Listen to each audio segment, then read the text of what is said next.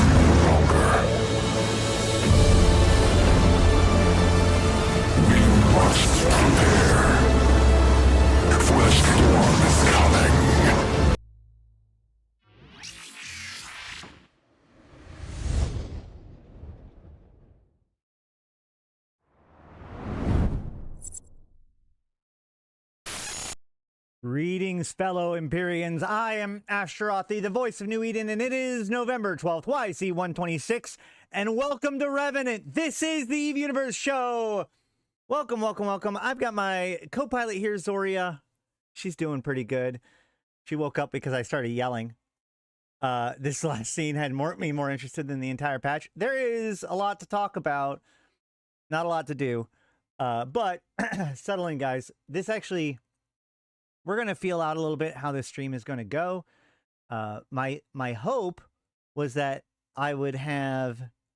my original plan was I was going to have this mercenary den finished construction and then go out and like plant one and see what we see.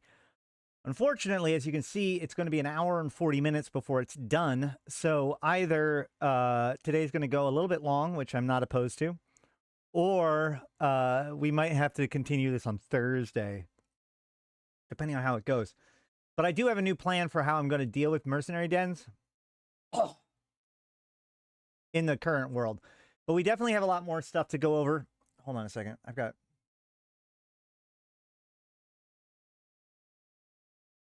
didn't clear my throat nearly as much right before the show as I normally do. So, yeah, we got a new trailer with even more information and thoughts and questions that come along with it.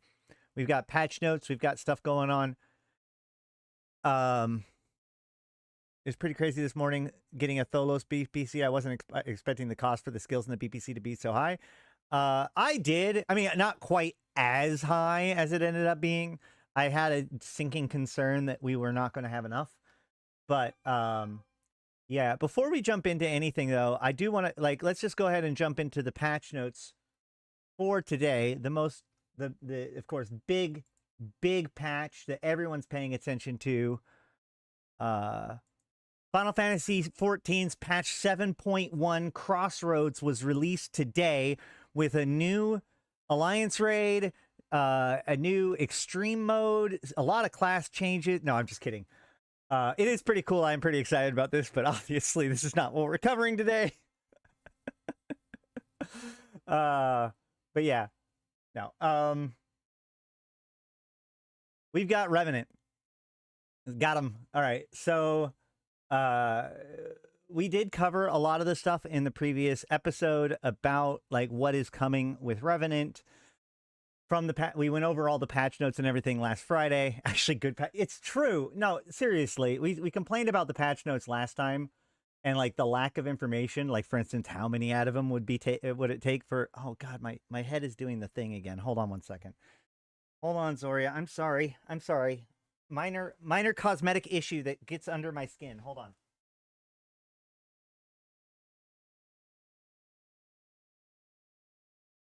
Oh nope. No. Back on my lap. Back on my lap. You don't get... Oh. Uh-oh. Unhappy that we have to fight for the chair. Okay.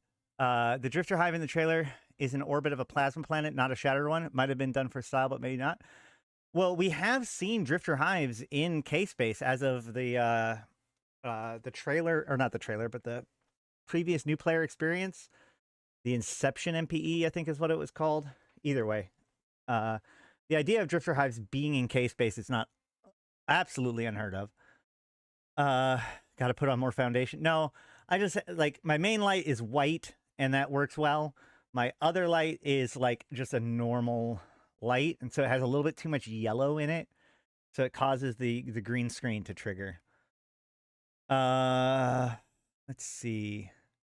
Atom's cost is really high. How high is the infomorphs? The infomorphs are going to be really high right now, but they will go down over time. So what's interesting to me isn't necessarily what is coming with this expansion. We can go over the highlights of it real quick. Actually, there was a Revenant, like a trailer for it, right? The feature tour.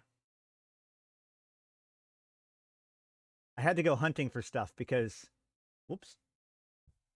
Okay. You just want to be behind me, huh? Okay, fine. Dude, there's a feature tour. There's a feature video. Where is it?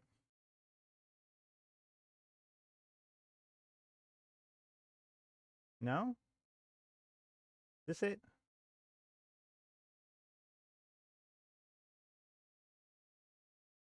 No.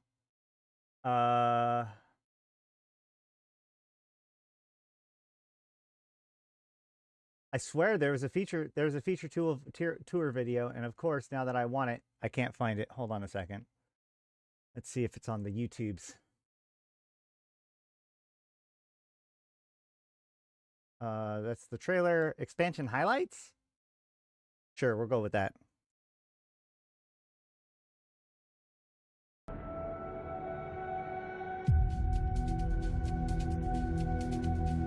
New deathless ships.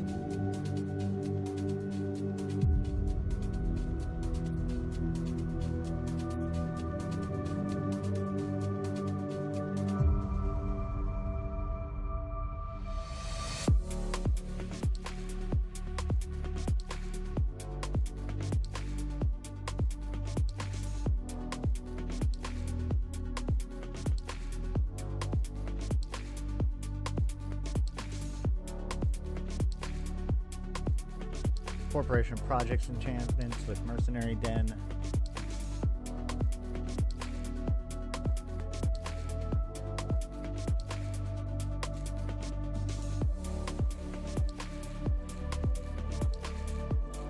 Skinner changes, including double patterns and easier to trade between your friends.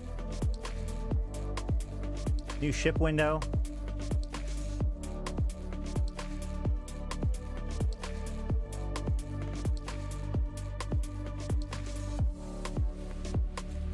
New Rogue Drone relic sites, which I have heard some stuff about those now.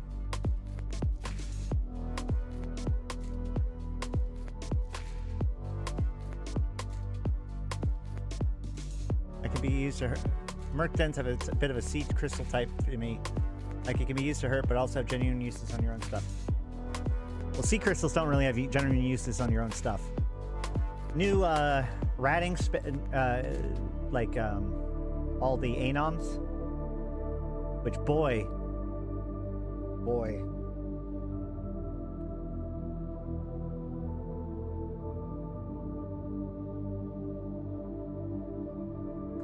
They can be used to remove the bad ores. I mean, I guess, sure. Okay. Hey, 07 achieved. Okay, so guys, we're gonna go over, just brush over some of the patch notes and what they did, and then one of the things I want to focus on is what they didn't do today, that is part of the expansion. Okay, so we have mercenary dens. From my understanding, like I said, mine is still like a week or an hour or two to be able to be built, but I have talked to somebody who has anchored one of these, and they said that they gained somewhere between 80 to 115 of the encrypted infomorphs per hour. Now, one of the things, actually, it's going to be hard to put everything that's coming today and everything that isn't coming today as like separate categories, so maybe we'll just mix them together. One thing that isn't coming today is the full functionality of the mercenary dens. The entire concept of anarchy and development isn't coming today, okay? So right now, a mercenary den, you drop it on a temperate planet skyhook, and it generates what it seems to be somewhere between 85 to 120 infomorphs per hour. Now, we're going to look at the number of infomorphs that are required to purchase various things, and so that way we can do some basic calculations.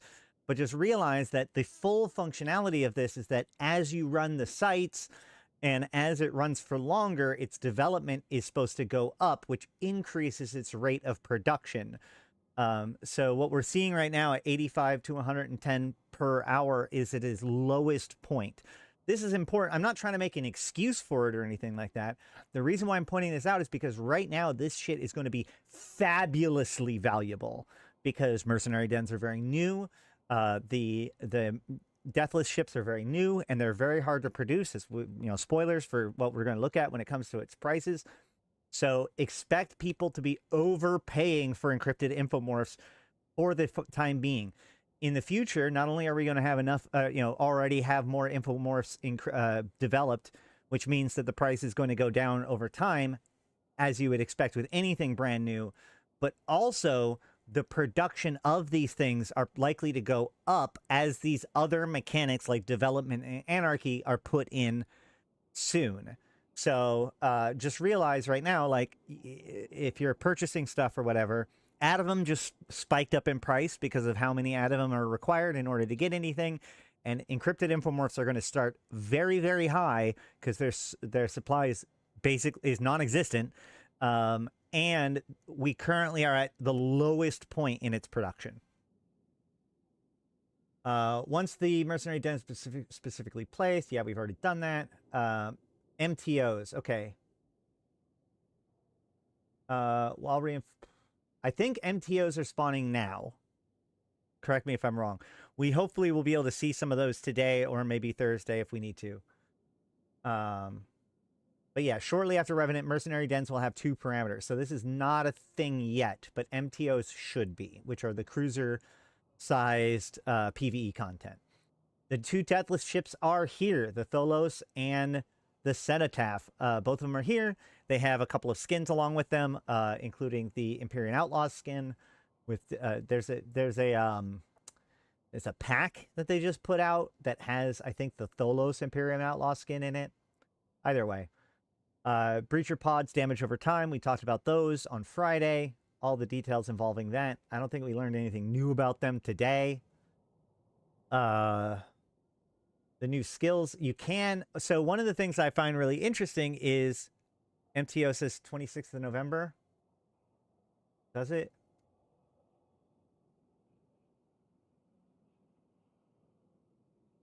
Where? Oh, fuck. 26th of November. I swore within the first... Oh, it's 20 minutes in. We're good. Hey, Container Records. How's it going? Clone cannon. I like it. Yeah, so you're right. MTOs are also not in the game yet. So, let's see. The new skills. There's a bunch of new skills that must be gotten by the trading system in Zarzak. However, it is worth noting that if you do your login stuff right now, there's a daily login campaign.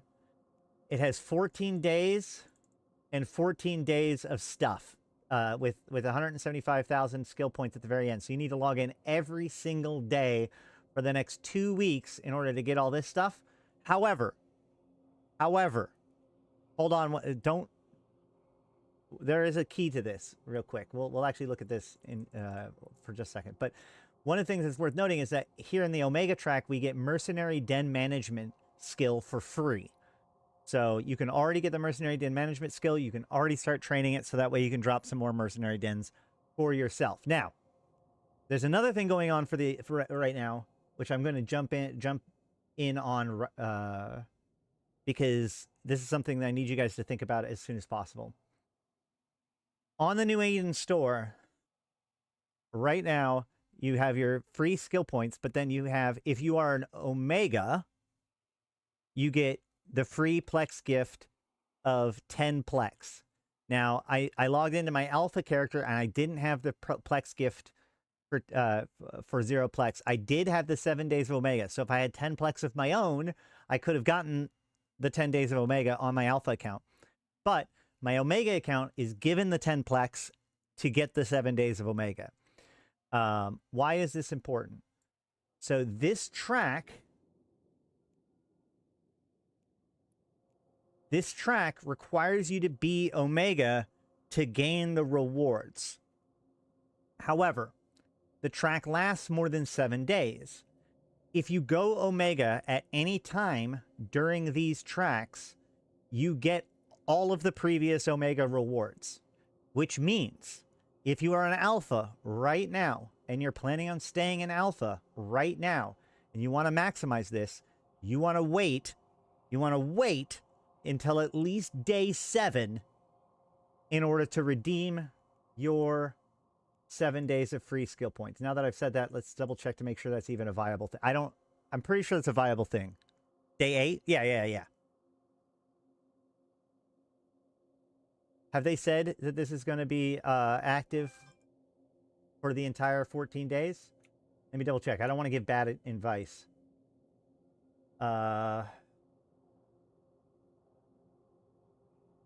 They last until November 19th. Okay, great. So, yeah.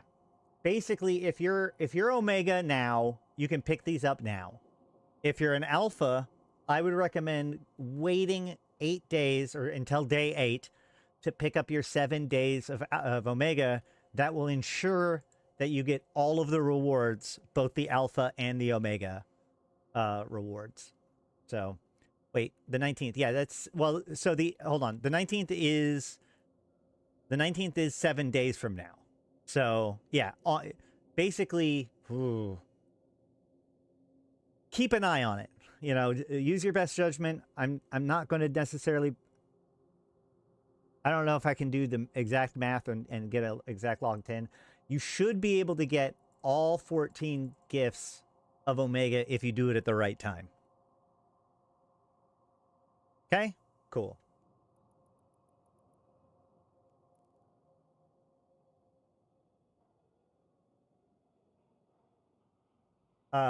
Next. New Skinner updates. Now, this is actually another piece of what is and isn't coming today. What is coming today, we did get all of the new Skinner functionality, okay? And we can look at some of that today if we want to. We got 2 patterns now, and the ability to nest the patterns and have them interact with each other in different interesting ways, as well as the ability to sell ships to our friends or corporation or alliance without the Paragon taking a big cut. Instead, it just costs Evermarks. As a matter of fact, actually, in the Convocation of Empyreans, on our corp, you can currently pick up our first corp branded skin by our brand manager / director Thrans. It's a pretty clean design, I think, with the Malro colors. And they are currently available for 179 million ISK and 4,600 Evermarks within the Convocation of Empyreans. That's just basically the cost of producing them. Oh, and here we go. Just to make sure that we know, this says claim until 19th of November. So I would wait until the 18th to claim it, because I assume that on the 19th it might be already gone. I don't know. I'm very sketchy about that.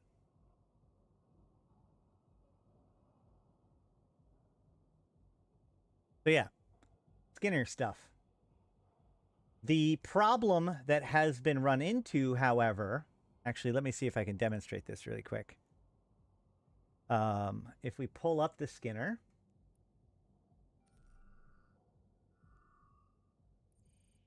we create a new design. Wait, why is there only one pattern? Oh, okay, so I can make 2 patterns, but like that. Okay, great.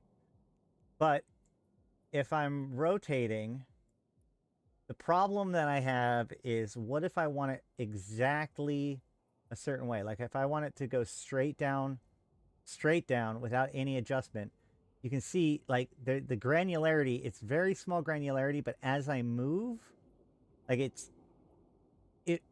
just such a pain in the ass to get it exactly where you want it to be. It keeps jumping back and forth.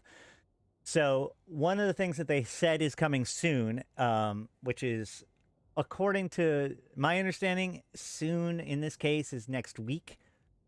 They will be adding in the ability to type in a precision number in order to get it. I thought that was coming for the expansion itself, but so if you're concerned about that level of precision, that functionality is still yet to come.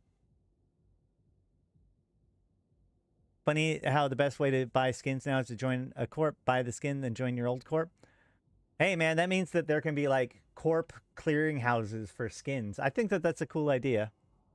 What if soon isn't enough? Isn't soon enough? Well, as I said, my understanding is it's next week for this part. But obviously with a lot of stuff, it appears that like the Revenant stuff, a lot of the Revenant stuff is coming on the, what did they say, the 28th?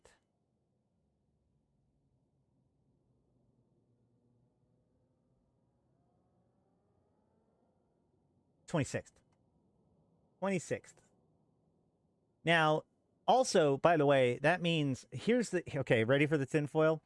On the subject of the mercenary dens and all of this other functionality that's coming on the 26th, remember, I believe that the 26th is about when the shooter Vanguard starts up again. So the chances that the mercenary dens and the Vanguard playtest are going to somehow tie into each other, for instance, the ability to collect infomorphs during Vanguard, or potentially influencing Anarchy or development, I think that that's a pretty decent chance for why they would have done it this way, but maybe. You like the random option? Yeah, they really have been selling up this option, but I think it's good for a lot of people. Wow, that is unironically pretty cool for just hitting random. Is this even doing anything though, this one?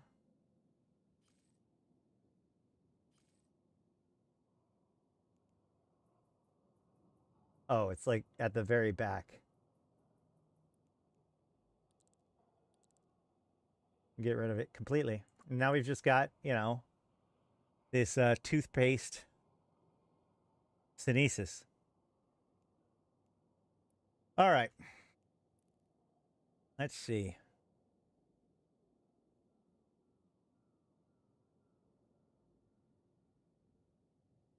Brand managers, design elements, randomize. New patterns, Revenant daily rewards. Corporation projects. We got updates to the corporation projects. If you're interested in that kind of thing, then you'll like it. Otherwise, I'm not going to make you guys look at all that stuff necessarily. The ship information window. This is something that's gotten a lot of people up in arms too. Anytime they do an update to the UI, there's always some sort of consternation, but let's look at it real quick. If I go to a ship and I go show info, now the window looks like this. And if I click here, it spins around. So this is like the ship preview window. And it has the main ship information. So this is like the description and the characteristics all in one. The attributes show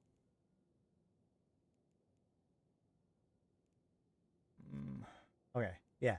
The attributes has a pretty decent layout for all of the different attributes. I really would have wished that they would have, I guess this is about right.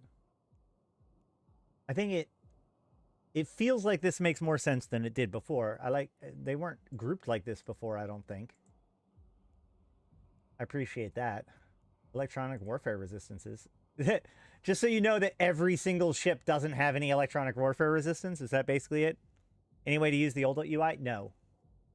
However, you can crush this down to the point where it's just text, which is kind of cool. Can I still spin the ship? Yes, yes I can. Haha. The randomizer created a great design for your hell. Awesome. So this thing does like has a lot of flexibility, and then also you can come here and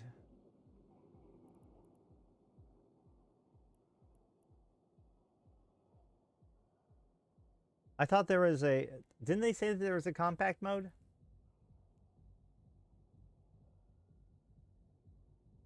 Huh. Am I missing it? I don't think I see it.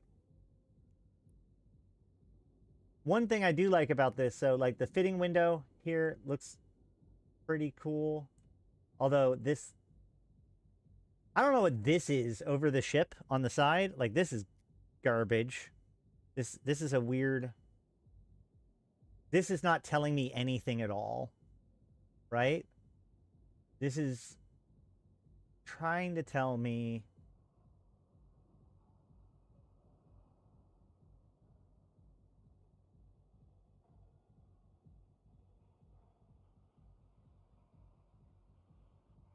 this is not telling me anything. What is this? What is this supposed to be telling me? These are, huh. Look at a ship with empty slots, yeah.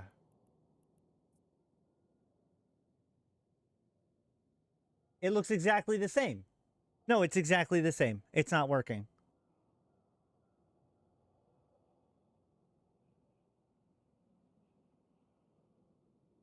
Okay, well, fine. Skill page. We can see the skill. Here's the mastery. I guess this is a ship without any skills, right? So let's go ahead and jump for a ship that does have skills. I hope having a bunch of these windows open doesn't cause any problems.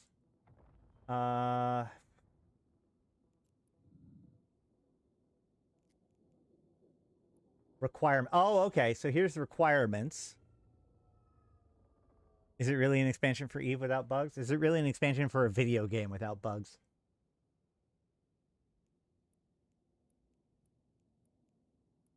Cool. Okay, so it shows like unlock and then the different levels of training of mastery. Variations. This is a weird one to put as a full page, I think. But maybe, whatever.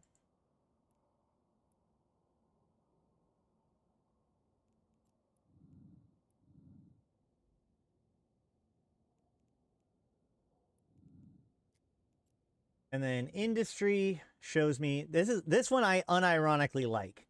The fact that it shows the reprocessed material and the blueprint. We can one click open up the blueprint. One click open up the blueprint for what it gets invented into. That's actually pretty cool. I like that a lot. We go to show info for this, we can see hold on. Yeah, we can see that this venture turns into the prospect and the endurance.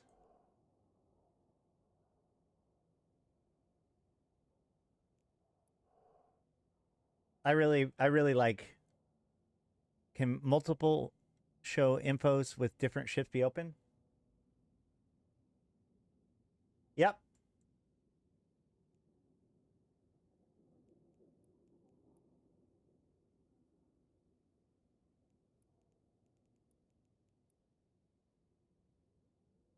There you go.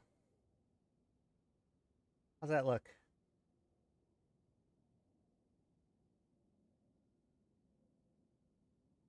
And then, of course, you have your skins.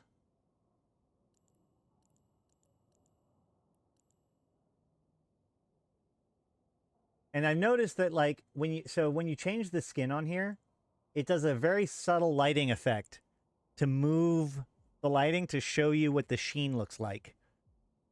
A spin counter in the new window? Hell yeah. So watch this. It's very subtle. but if you look, you see the light moving over it to kind of help you see the shine in various different parts. At first I thought it was like an effect happening on the ship, but no, it's the lighting. The lighting on it is kind of passing over it to let you see what the skin looks like under various lighting conditions, I guess. So, yeah. That's the new viewer. I do like the fact that, you know, it opens up the strip tree. It has a tab to the market view. These are all things that were before, I think, but, you know. Now, one thing I don't like is from here, it's like where... I don't think there's anything to drag. Oh, I guess you can drag from here. Yeah, you have to drag from this from this link right here in order to be able to share the ship information.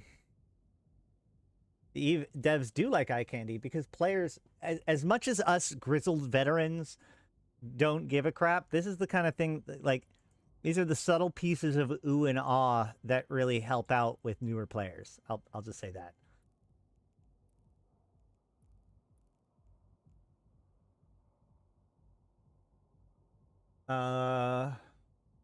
See, the window can now be resized to be smaller than the previous version. So there's not a compact mode, but it does allow compact. I do think, here's what I think. I think that if you get, I think that if you bring it down to like this point where it's starting to crush it, I think that this, well, it does make so check it out. The ship fades slightly. When the ship goes underneath the text, it actually fades the way it looks. So it's not quite as overlappy. I do wish that you could turn that down just in case, because reading text on image can be a pain in the ass and they have no control over it. I mean, like, they don't, like, yeah, every single ship is going to look different, and therefore they don't have granular control over whether or not the text is still legible with the ship behind it. So I would say that once you crush it enough that it should just make the ship disappear outright. That's just me. Maybe they could A/B test that. What am I looking for? I don't even remember. Oh, enable light background? What does that do? Did I do anything? I don't think so.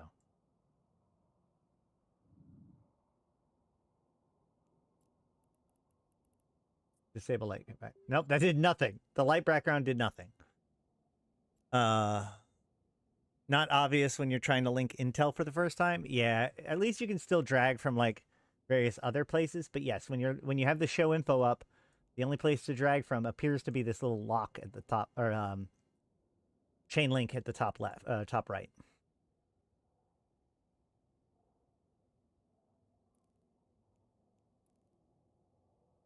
So, glorified mutaplasmids and mutaplasmid residue. We talked about this last time. It's kind of cool.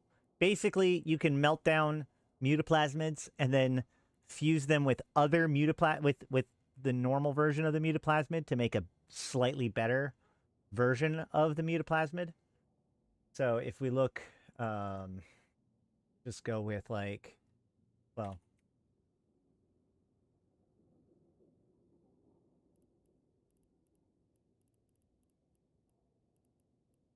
wow, look at all those BPCs now.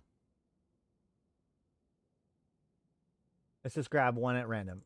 Medium, decayed, glorified decayed medium energy neutralizer.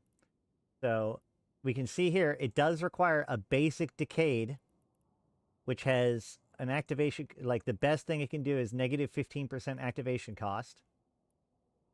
Where the glorified one has a negative 17.5% activation cost. But if we go with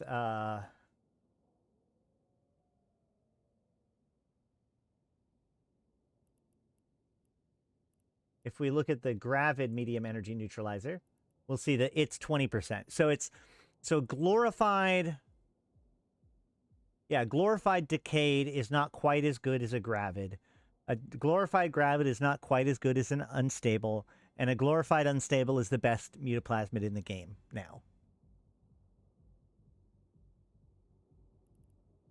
The recipes for these, of course, as we said, where are they?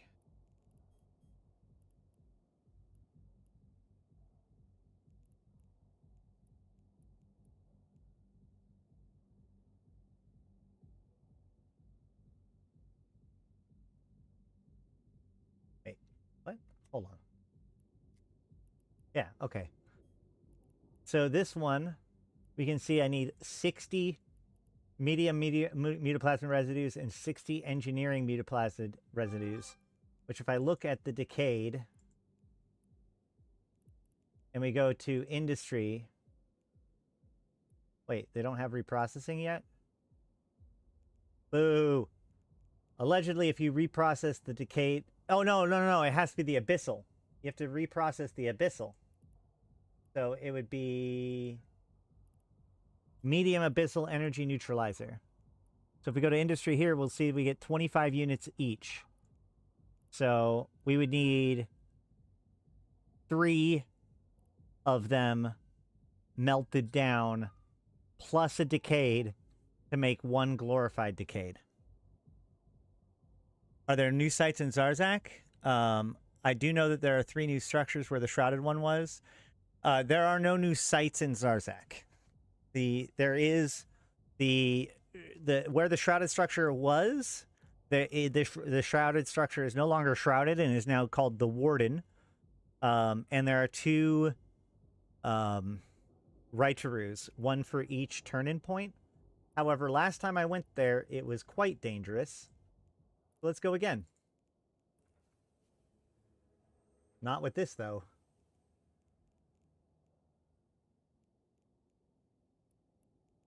Board my Corvette. Show the new icons. Yeah, we can do that real quick. Hold on. If we one of the things, the thing I'm very happy about, there are still people giving complaints about these and whatever. Like, what's funny is that the people that are like, oh, these new icons are just like mobile game icons. They look exactly like all of the other icons in the game. What are you talking about? They are a little bit muddy. They're hard to see or interpret when they're shrunk down all the way. I will admit to that, or agree with that. But like, come on, man. Like, any arguments that anybody who's shitting on these new icons, it's like, what were all of the old icons so majestically good? Like, come on. But if we go to, is it turrets? Yeah, weapons upgrades. We now have entropic radiation sink. Has this kind of green glow to it. Radioactive. Gyro stabilizers are now white around it. Heat sinks are now orange around it. And mag stabs are now blue around it. Finally, we can laugh even harder when Erebus uses heat sinks instead of mag stabs. Yeah.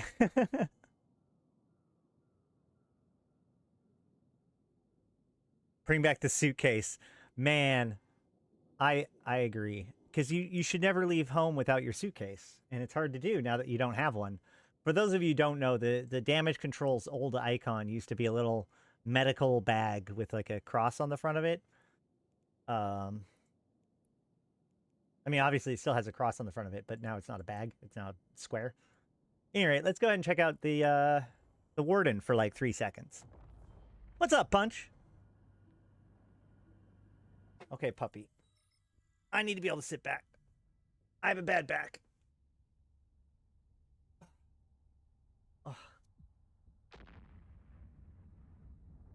Uh-oh. What's going on?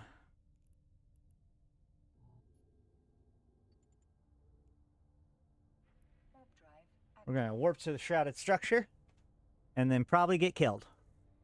Because I bet you there's gonna be people camping the shrouded structure for at least the rest of the day. At least Pando isn't camping it anymore with his fleet. Is that... I mean, I did see that there was... I didn't see Pando. Oh, there's actually significantly fewer people here now than there was before. So there you go. You have the shrouded structure in between there, which is now called the Warden. And then you have the Infomorph decryption drop-off and the Adavum research drop-off. And now I leave. Let's look at the description of the Warden. The death list tells us that it's called the Warden. Its interior is a warren of winding hallways, largely untraversable due to localized gravitational shifts. Most of the systems we can reach are still dormant, but a few that are online have proved fascinating. Data in incalculable quantities stream from the structure. With the death list's help, we've begun to scratch the surface, and it has already opened up new areas of inquiry for my gene manipulation research. Connected to these streams are processors capable of slicing off encryption layers. Hold on.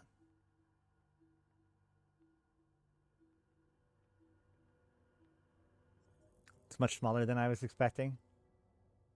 It's not the size that counts. Connected to these streams are processors capable of slicing off encryption layers from infomorphs like Surgeon Scalpel. Soldrin believes my former subjects would be grateful for such a service, and the Circle have woven it into our plans for mercenary expansion.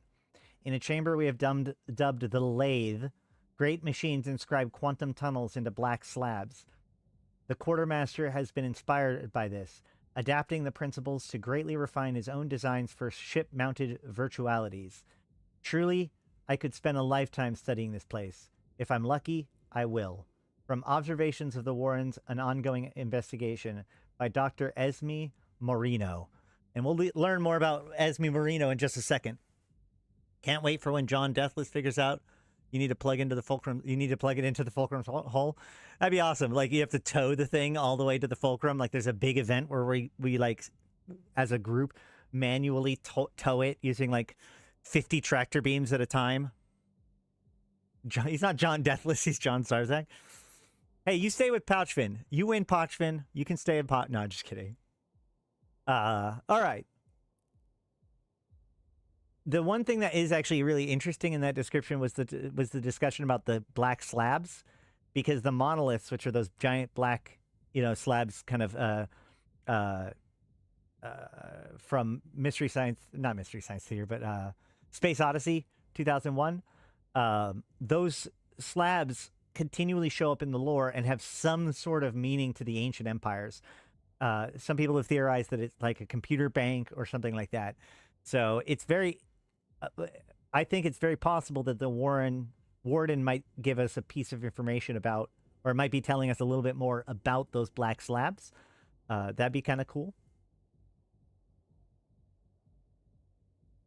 How do you have 50 tractor? That's what I'm saying. Like, as a group, like, you have to collectively have 50 tractor beams on it at one time and like pull it slowly to where it needs to be. Like several AU. Hold on. How long is it? How long would it be to tractor beam it? Hold on. I gotta look now.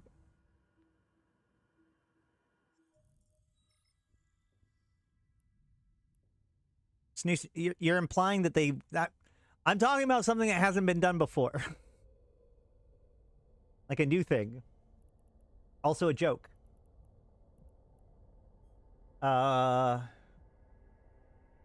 Actually, you know what? The shrouded structure is only 389,000 kilometers away. So, yeah, we could totally do this, guys. It's not even an AU. Let's do this.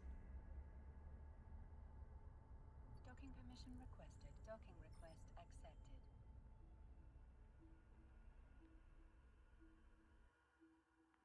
Don't cross the beams. Yeah.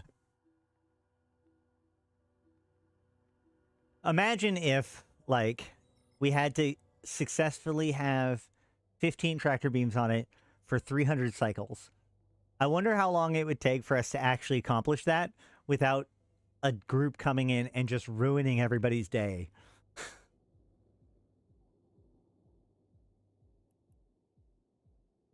All right.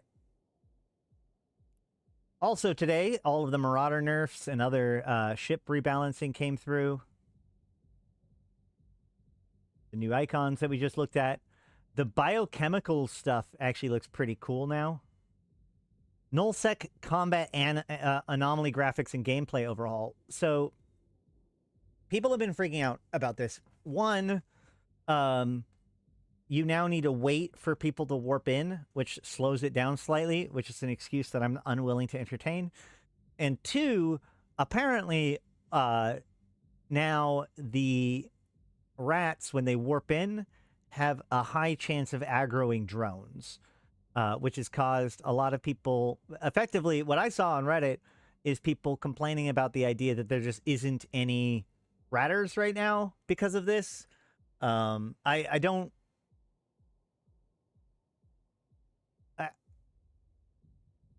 I don't know, man. I think that on the one hand, like, a little bit of making it more challenging or complex isn't a bad thing. If it does greatly suppress how much people are ratting, then that could theoretically be bad. Check Ishtar kills from rats today. Oh no. Wait, I don't want to go to that one. Nope, not that one either. We don't need this one. The joke's over. Cobra down.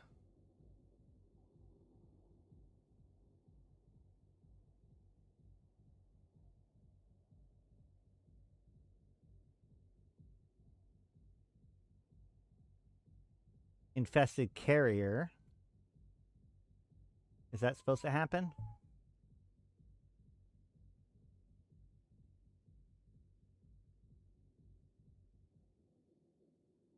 I'm assuming that this many dying to infested carrier is not normal. There's a Sancho. Well, that's somebody dying to a dreadnought. That happens. I think this is these look like pretty normal losses. They fit capitalization, so they point you now? Heck yeah. Havens could have been left alone because the concept was that there was a pirate gate in the middle of the site and they were coming through YCCPY. Here's the thing. Okay? I hear all the time people bitching that CCP hasn't updated missions or whatever yet. And yet, if they don't even, like, this small change to ratting causes this much consternation. This is why CCP doesn't update older systems and instead replaces them with newer systems. This is why they didn't update missions and instead put in the abyss. Because they're afraid that even if they just change the look of things, if they have subtle differences here and there, those subtle differences will stand out to the player base as being deal breakers.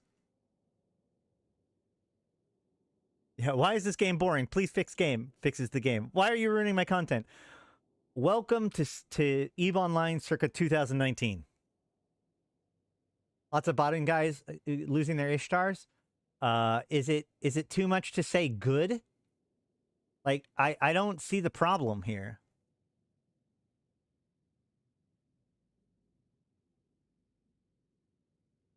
Is nothing to orbit unless you put an MTU on land. Oh, so there's nothing to orbit now. Really?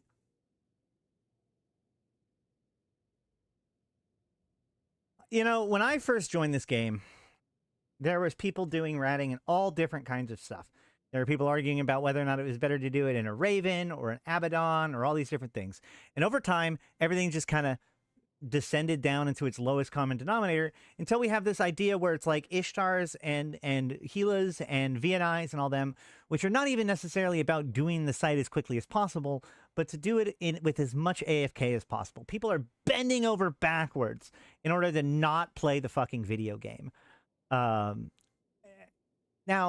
if they are going to make it more active, here's the problem. I feel like a lot of ratting income has been suppressed by things like dynamic bounty system, although that technically increases it now. But like, you know, you could argue that over the last few years, ratting has kind of gone down in its lucrativeness because of all of this. If you're going to make it more active like this, then maybe raise the reward a little bit. But I just people quickly figured out you can AFK, and by doing so, you can infinitely scale your multi-boxing. Yeah, and that's the thing that I have a problem with, is like this idea of like, I don't know, this isn't even botting. This is just people with a bunch of clients that they require minimal interaction with in order to do it. So if this makes it so that ratting and stuff is now a more active activity, I'm not upset by that. But I don't know if this is necessarily the time to be making those arguments, right? Like, Equinox was, as far as like being an expansion that makes nullsec great again, is a total failure in the fact that like nullsec has largely rejected it. The skyhooks are new income to a certain extent, but you know, for years nullsec has been taking a beating by the design of things in order to kind of balance stuff to make room for other things, because of course, by contrast, in 2016 to 2019, nullsec got a lot of power. So some of that was reining it in. But it is true that basically if you've been in EVE since 2019, all you've seen is nothing but things get worse and worse and worse and worse for nullsec. And Equinox, which was supposed to be the make nullsec great again expansion, didn't. And so the idea that like, okay, well, Havoc comes out and it comes out with these new things, or like they redo the visuals of the sites. If that makes things worse for the ratters, then that's just going to be seen as just another in a cascade of tearing apart everything that nullsecers rely on for consistency, right? Now, you could argue that these new mercenary den sites might add new content that's interesting for people, that may even replace ratting, who knows? But A, we don't know yet because they aren't out yet. And B, who cares? There are plenty of people that are set in their ways and they deserve their game too. I don't necessarily think it's a great thing to make it so that ADOMs are so fundamentally different that they must be done differently. Where that line gets drawn, I don't really know. At the very least, like, CCP has been too nervous to update these sites, the older sites, for a long, long time. I just question whether or not now is the time to do it. Minonoxes are the most crap out of Equinox. Destroyed one of the only fleet content in HiSec. Destroyed one of the only fleet content.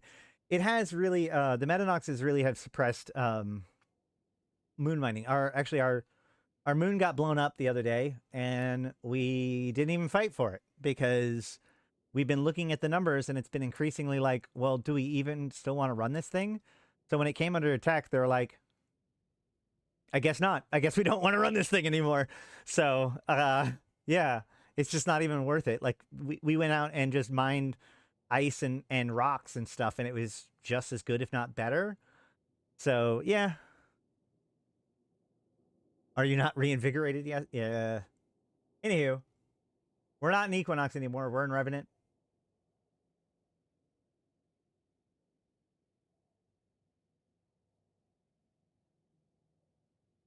New rogue drone relic sites have been added. Okay, so these new rogue drone relic sites have two things about them that make them incredibly powerful. One, there is a chart on Reddit, but I don't have it ready right now, that was basically showing what salvage is in what site, right? And like Sanchez have certain salvage, Garissas have certain salvage. It's why Sanchez salvage is usually the best, because it has like intact armor plates and stuff. But the rogue drone sites have all salvage types. So arguably they are some of the more valuable relic sites in the game. And there has been some consternation that, like, basically it effectively means that Pandemic Horde, the current occupiers of drone lands, can effectively produce whatever rigs they want with just local supplies.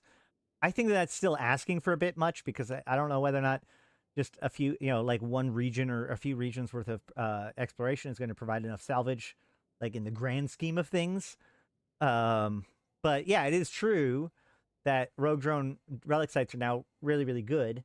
Now, relics, rogue drone lands have always been kind of different, especially when it comes to hacking and stuff. So I'm not necessarily opposed to it. The other weird thing, though, is that there are now triggers for it to despawn. Now, from my understanding, and somebody correct me if I'm wrong, because it's all very new, but my understanding is that, like, in previous event sites, once you've hacked the first can, the beacon disappears, so that way nobody else can warp to it. But the site remains, so you can continue to hack all the cans, and if somebody combat scans you, they can still come and land on you. But I think that this is just a full despawn, right? So, like, if you hack the wrong can, then the entire site can just despawn under you. I don't have any information. Yeah, full despawn. So I don't have any information about what it is that's causing that. However, under known issues. Is it under known issues?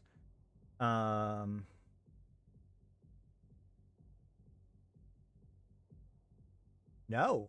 Wait, what?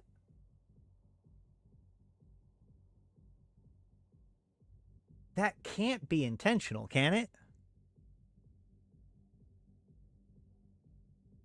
Yeah, this is all still very new information. We're going to have to go out and see it for ourselves. But my understanding is that it can trigger the full despawn. That's true. Well, yeah, that's true. Either way, it would be extremely frustrating if well, the site despawns, but that was only the beacon. I don't remember. I can't remember ever an exploration site that literally just despawns out from underneath you, unless you're cloaked. Well, yeah, all sites despawn eventually after warping. It's like, but like that's like 45 minutes. We're talking about people being having it despawn before they finish hacking all the cans. That's a totally different like problem. Either way, my assumption is that this could be theoretically a known issue, or that this could be a bug. So we'll have to see in the long run whether or not it is. There was one where it was 10 minutes. I don't remember that one at all. Either way, we'll have to see whether or not this is intended or not. At this point, I don't know. But it is good amount of loot. And from my understanding, the triggers can be known. So it's just one of those things that we're going to have to learn. And that might be the way it is, right? It might be like, oh yeah, make sure to hack this can last, because otherwise the whole thing despawns. But we'll have to see. Since a lot of jerks just cargo scan, take the best can and leave. You know what's funny? When I was running around last weekend, I think it was, either way, I was looking for Adavum.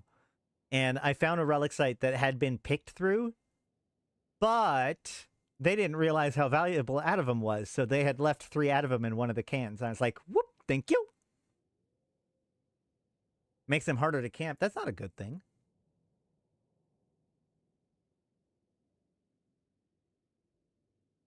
You had that situation? Hell yeah. Okay. Now then, let's go ahead and look at the Adavum situation, okay? So right now you can get the Tholos and the Cenotaph, as well as the weapon systems and the ammo and all the BPCs and the skill books required for Adavum or encrypted infomorphs. One of the big unknowns that we had on Friday was how many. Now we know. Adavum? Haven't got enough of them. That's right. Hadn't got enough of them. Not Adam enough of them, because there definitely is not enough of them. All right, so for just the Cenotaph. Now, actually, that's the battlecruiser. Where's the Tholos? These are not in order. There we go. For just the Tholos, we're looking at 895 Adavum. 895. Just reminder, it was 30 Adavum to get a random crate with some the BPCs and stuff for the implant and all that stuff from the previous, like the event leading up to this. So that was 30 Adavum. This is 895 for the destroyer. Meanwhile, 2,390 of them, 390 of them for a cenotaph, the battle cruiser. 145 of them for the medium, so the battle cruiser's weapon system. 85 of them for the destroyer's weapon system. So in order to get the ship and weapon system, it'll cost you 895 plus 85. So 980. So destroyer is like 10 to 12, 890, 900, yeah, about 9 hours. About 9 to 10 hours of a mercenary den. Well, no. Because we're just looking at them. We haven't even looked at encrypted infomorphs, Havoc. This is just out of them. So remember, like, you can get like somewhere between like 3 to 9 out of them sometimes in a relic can.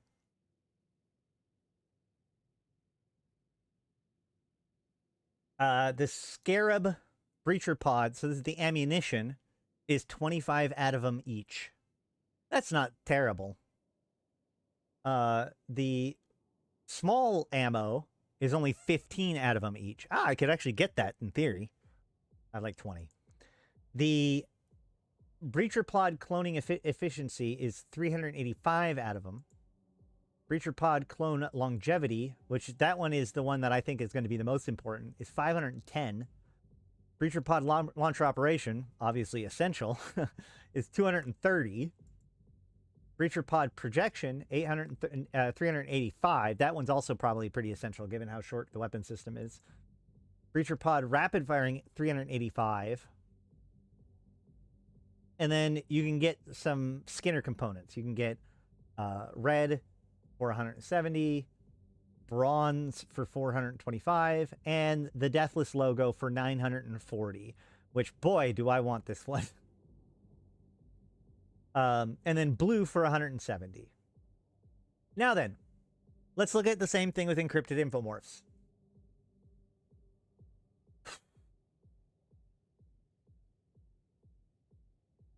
The Tholos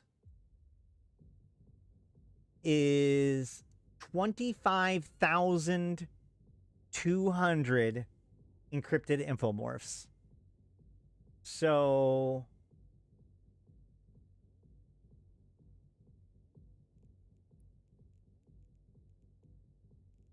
hold on. In local, somebody was talking about this.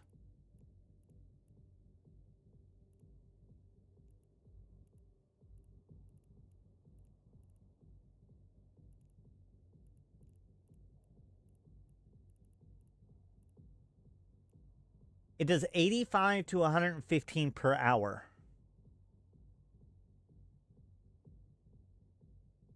Now, Ash, did you hear that supposedly there's a trader, Harada Oki freighter, in random wormholes that trade the items as well? That actually doesn't surprise me at all. Because, yeah, no, there is actually, they added in Harada Oki freighters of both types into the game, but it's clearly not at the site because those are Raitaroos. So I haven't actually heard of that per se, but I have. I mean, that seems to make that tracks. So 252 hours to get a Tholos.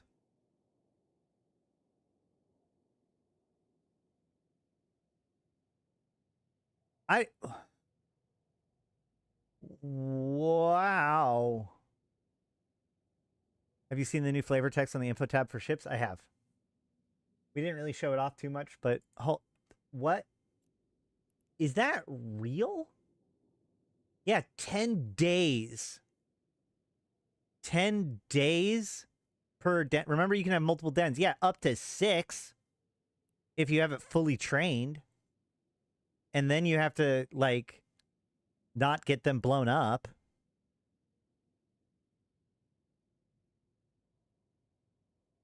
Five max? Is it only 5 max? Oh my god.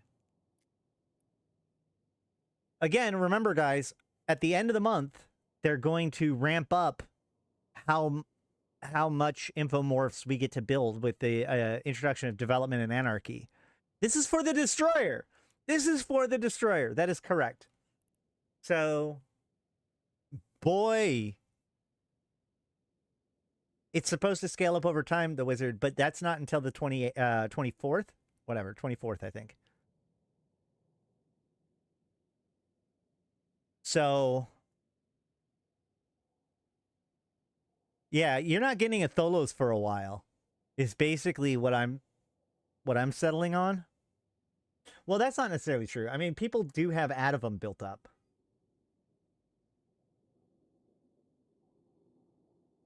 $895 Adavum for a Tholos is wild.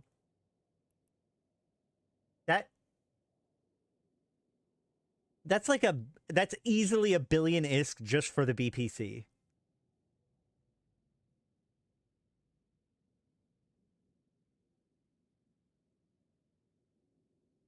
Material costs are cheap. The price must be driven by to get the BPC. Yeah, same as all pirate ships. A group could pull that pretty quickly, but still. Can you imagine, like, you and all your friends get together and just bust your ass? I remember when I first joined this game, one of the biggest first things that we all worked on was because we wanted to get our alliance a super carrier. So we all, like, ratted our ass off with 100% tax and mind and stuff in order to get... to help get us a Nix, our first Nix, you know, whatever. Can you imagine doing basically the exact same thing just so that we can get a single destroyer? It's like, woo, our Tholos, yeah! Let's look at the other prices.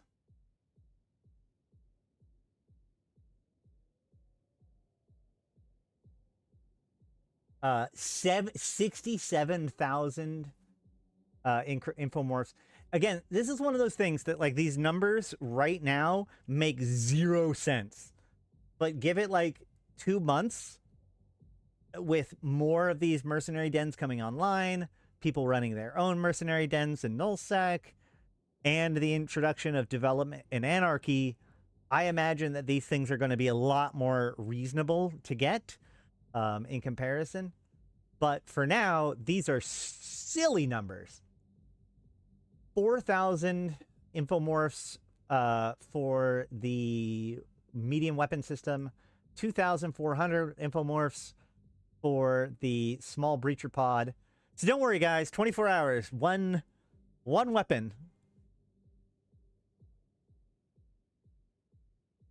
Better trickle than a flood at the start. Yeah, well, yeah, these are going to be premium items.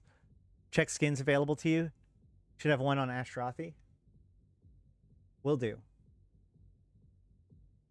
Scarab Breacher Pod. So the ammo is 720 each, or 360 each for the small ones. So yeah, that's the infomorphs and Adavum. They can always again, they can always bring these prices down, but if they started too low, then there'd be a flood of stuff into the market. And then it's like, you can't just pop that back. You can't pop the cork back on that. So they're probably like coming out with like the most extreme version of things. So that way they can rein it in if they need to. But also, like I said, production is going to eventually scale up to meet the cost. We are just preparing to strike at the heart of darkness after all. It's not happening today. Better buy a dread. Man, you could... I'm telling you, anytime a new ship comes out, doesn't matter if it's a frigate or whatever, it's at least $1 billion for the first one. I remember the first Mecha Ball was like $1 billion.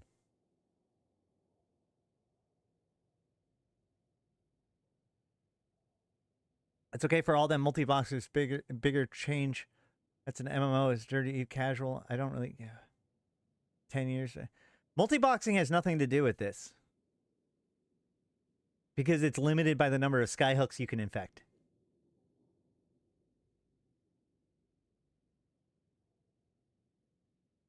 I did not get 100 billion ISK for the first Mecha Ball. All right. Let's see. So we're going to try out the Skinner. Let's see. I've got a ship Skinner. Paragon Hub.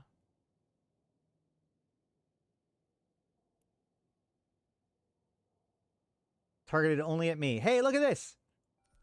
Here's that algo skin that I was showing off earlier. And as you can see, it's targeted only at me. So Thrans was able to be like, here you go. Here's the skin. And of course, this pays for the production of the skin. And if I buy it, does it cost Evermarks? It doesn't say how many Evermarks. Hold on. It doesn't say how many Evermarks it'll cost. Why doesn't it say how many Evermarks it's going to cost? That seems strange. Let's find out. There's my ISK. Did I lose Evermarks? It didn't even say if it cost me Evermarks. Wait a minute. Did it cost me Evermarks? How would I even know? Evermarks is only for the corporate alliance, so you can just give it to whoever you want without paying anything? Huh. So if you give it to somebody, you can just give it to them. If you sell it to your corporate alliance, it costs Evermarks. And if you sell it publicly, it costs, what, 15% or whatever? Oh, broker fee and tax. Oh, wait, whoa, whoa, whoa. Oh. So that one did have the broker fee and tax. So that one did, like, they took, what, the 15, 20% off of that sale? So I paid 300 and something million. You did not get the full amount?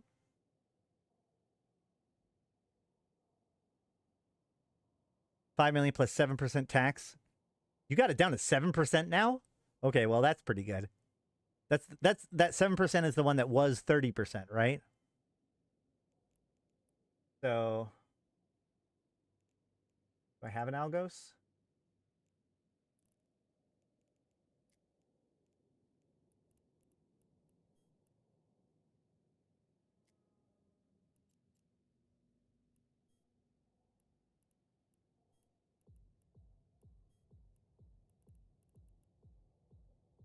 I do.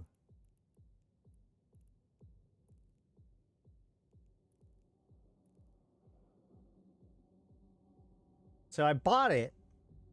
Did I apply it?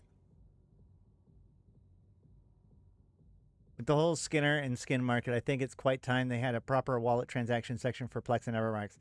That is true. That is true. And you know what? I'm going to expand that. And LP store. It's ridiculous that we don't, like, the fact that we can spend currencies and not have any record of it is pretty wild to me. I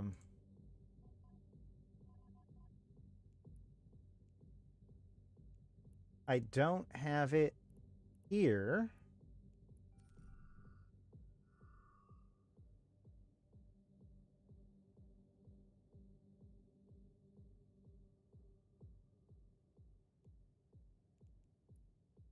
Collection. Aha, here it is. Unactivated skins. Oh, I finished my precursor and I forgot to activate it. Made by Thrans. Activate and apply. Oh yes, LP2, please. Yes, exactly. Especially with the emphasis on faction warfare. That looks really good, though. I like it. It looks really clean. You put a lot of work in making sure it was lined up pretty good, too. That actually looks really good. Got like the Malro cross to it. Now, these are available for the Alliance for 370 or whatever million ISK.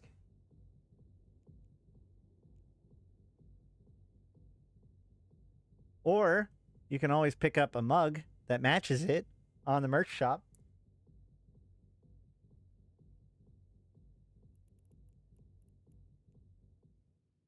Hmm.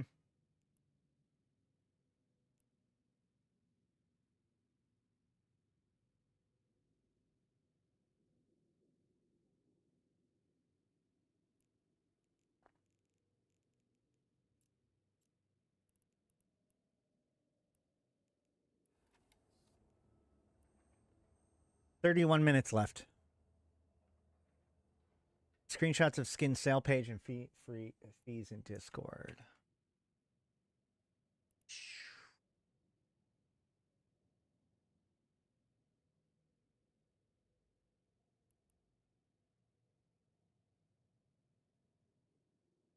So we can see that he made it for a specific target.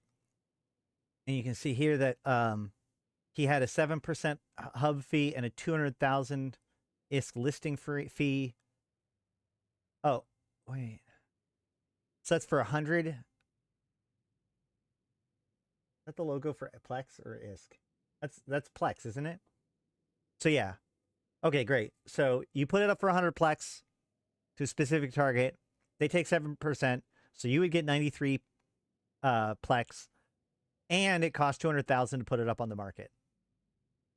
Okay. Likewise, to your corporation, for the same thing, 100 Plex, it'll tell you that it takes 4,600 Evermarks, which that's based on the complexity of the thing, so that could be different depending on the ship. But you get 100% of the profit. And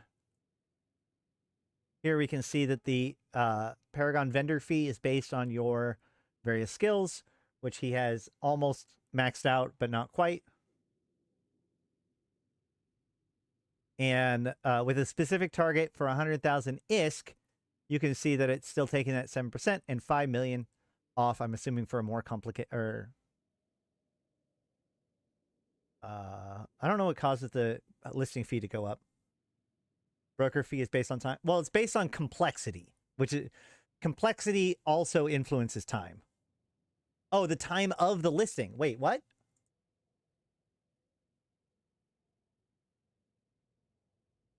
So to list it for longer costs more?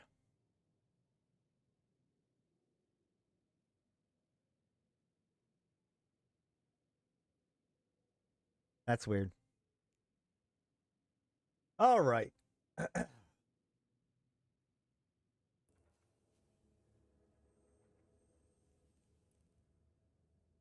Aren't there also reduced fees for the first few weeks of the expansion? That's right. I think I remember that now. Hold on.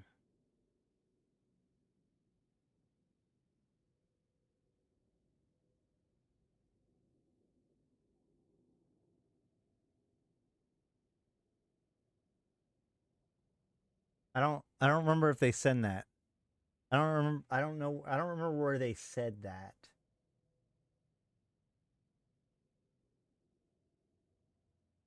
Hmm.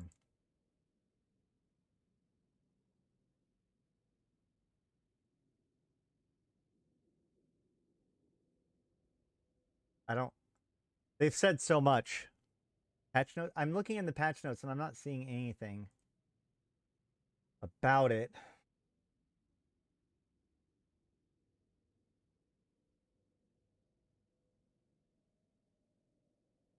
Oh, wait, found it. Yep. No, it's reduce sequencing time. Reduce sequencing time for new skins by 50%. So you can sequence them 50% faster, or well, twice as fast, I should say. It takes half the time to produce the skin, not cost.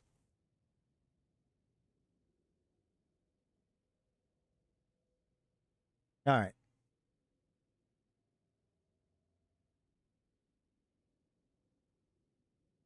Yeah, you can see here that it's ×2 speed in the UI. Okay. Cool. So that's that. Now then, though, I think is that it for the patch notes?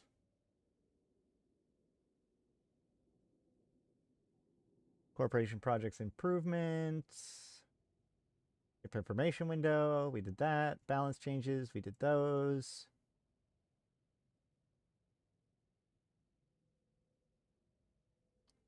Observatory flashpoint sites. I was corrected. So they actually did do quite a bit to correct the seagulling situation in Parchment a while ago when they fixed the payout to only give to like the top people, the top fleet that was doing the dungeon. much like incursions. But and thank you to Drake for that correction. What this fix was more for was people would just drop their stuff and then run way out of range in order to be able to fight and like kite them out, I guess. And so the war posts that were put into the area was more to stop people from doing that than just stopping like seagulling per se. It was more about people running the site incorrectly. Artie Varger sniping people 100 kilometers away. Yeah, basically that. Which they lost some of their range on the Varger, but 75 kilometers away, still problem. Anywho, here we go. That should be about it for the patch notes.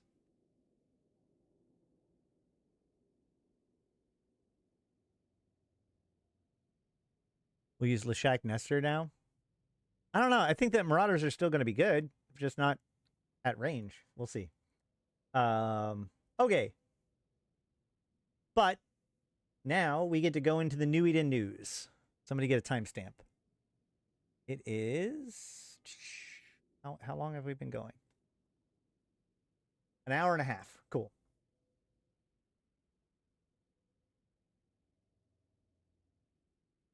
The Warden revealed as Upwell condemned the Deathless. New Eden News for November 12th, YC126. Unshrouded Warden accelerates Deathless innovations. Sources inside Zarzak have confirmed that the shrouded structure is no longer shrouded. Deathless Circle researchers were able to bring the ancient Jovian remnant online and out of cloak shortly after 1100 today. Deathless operatives have been quick to establish research teams inside what they are now calling the Warden. This shrouding follows a month of investigation into the artifacts known as the Adavum by the Circle. Adavum are ancient relics left behind by Jovian explorers. A large number were delivered by Capsuleer collaborators to a research facility in Zarzak at the Deathless' request. Though they are now no longer fully functional, they still exert pressure on local spacetime, providing insight as to how ancient Jovian technology operates. These investigations appear to have been borne fruit with their unlocking of the Warden. Multiple sources have informed the scope that the structure's secrets have already aided the Deathless Circle in making advancements in a number of different fields. New Deathless ships have been believed to be in development. These ships are capable of fitting breacher pod launchers that include the infrastructure needed to run small virtualities. These virtualities can house a team of infomorphs who then transfers to the clone bodies launched in Scarab breacher pods, dubbed Shrieker clones, whichever. They are specialized iterations of the Upwell Consortium workforce clones. It has been suggested that Shrieker clones were developed with the assistance of Dr. Esme Moreno, a former Chemeltech geneticist working on Upwell workforce clones. Dr. Moreno joined the Deathless Circle following her delivery to the Fulcrum by Capsuleer agent. Little is known about the completed Shrieker genome, but it is believed that they feature greatly improved biological facilities in exchange for a significantly reduced lifespan. This reduced lifespan would not impact the longevity of any occupying infomorphs, only their time inside of the Shrieker body. Simultaneously, the Wardens revealed the Society of Conscious Thought has reported observing minor shifts or ripples in spacetime across New Eden. These ripples quickly stabilized, but Edemi Sever, CEO of SOCT, has expressed his concern, quote, "The original purpose of this structure remains a mystery, but its powerful potential is evident. We cannot trust such an incredible artifact to the whims of irreverent criminals such as the Deathless Circle." Upwell outraged but unshaken by parasitic Deathless. Schematics have leaked for the new mercenary den structures designed by the Deathless Circle to attach to Upwell's orbital skyhooks. These structures vary internally, and their internal spaces appear to serve many purposes, from meeting places for the Circle's less than legal associates to recreational facilities for Upwell workforce members. All dens, however, feature TEBS, transneural echo burn scanner facilities as standard. This suggests that the Deathless is embarking on an aggressive campaign of infomorph recruitment, specifically targeting Upwell workforces. The Upwell Consortium has consistently reported high satisfaction numbers amongst workforce members. Nonetheless, Deathless Circle agents seem confident that some workers are unhappy with the situation and are now looking for a way out of their contracts. Given the size of the TEB's facilities, it can be inferred that the Circle expects a large number of enthusiastic applicants. A fraction of those recruited will undoubtedly work in the Deathless new Striker clones, but the number involved imply that most work elsewhere in the organization. In response, the Upwell Consortium has issued a statement saying, quote, "These parasitic mercenary dens are a clear violation of Upwell property. We urge any capsuleers who make use of Equinox infrastructure to terminate any attempts to anchor dens on the orbital skyhooks.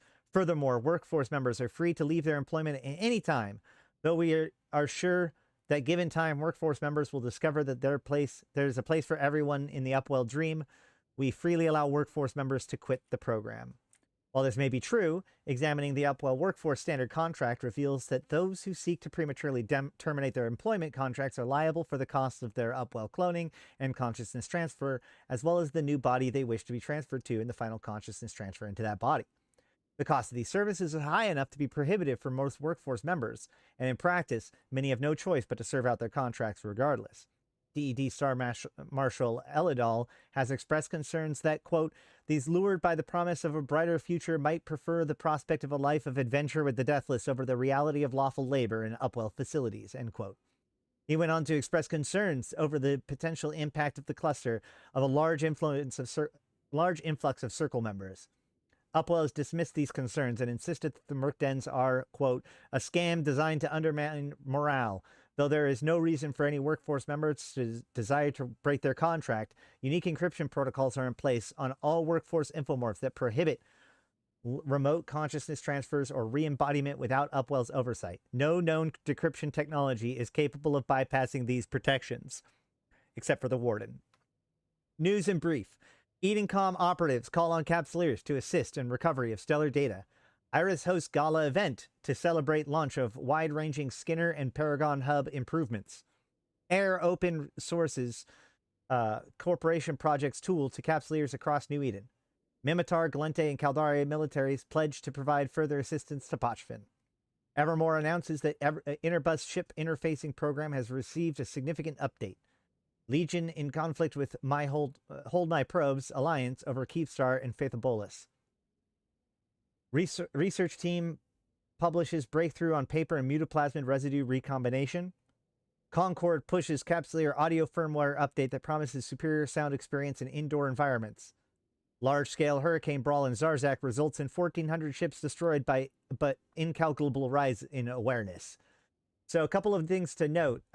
First of all, I have talked about how this is likely a turning point, that this expansion does seem thin, and also the expansion so far seems to have almost nothing to do with its trailers. But I think that the first clue of like what is happening is actually going to be in this part up. Where is it? This statement, simultaneously with the Warden's reveal, Society of Conscious Thought has reported observing minor shifts or ripples in space-time across New Eden. We don't know if this is the effect of the Warden coming online.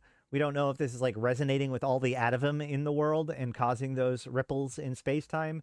But it is very possible that what we're seeing is something involving the drifters, right? Because like, as we saw in that trailer, there's a ton of drifters getting ready to attack. So I think that we're just kind of waiting for the next step at this point while we dink around with our new mercenary dens, etc.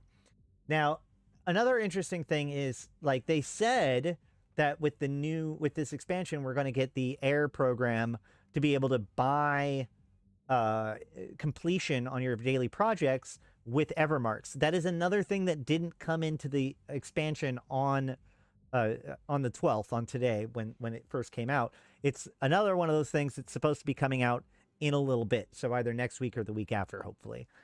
In addition to that, this recovery in stellar data is a reference to the fact that the the dreadnought sites have had a lot of their value switched over to a new red loot type doodad to turn in, commodity to turn in, called Stellar Data. So this is just a reference to that. I don't know which Legion that they're talking about here. Legion in conflict with Hold My Probes Alliance. If anybody knows, please let me know. I don't know if that means Mortis Legion. I assume not, but I can't think of off the top of my head what alliance is just known as Legion. I guess that is Pandemic Legion, huh? That's probably Pandemic Legion. Thanks. Mimitar, Caldari, and Galente militaries pledged to provide further assistance in Pochfin. So there's an interesting point here, which is that we can go back and see, but there's been a lot of little doodads about the various different empires and how they're interacting with the Triglavians now that Pochfin has been formed. One of the things I note here is that there is one of the 4 empires that are not listed here, which is the Amar. The Amar are probably the most likely to be doing something shady when it comes to Edencom and the Triglavians, but we'll have to wait and see. Are we going to talk about the last scene for the Revenant trailer? Probably. We'll have to look at it again. And I think that that's about it for the details about that. This is your New Eden news for November 12th, YC126. I am an Ashrothi, the voice of New Eden. Until next time, I'll see you in space. All right. Are we going to talk about the last scene from the Revenant trailer? Let's go ahead and look at the Revenant trailer.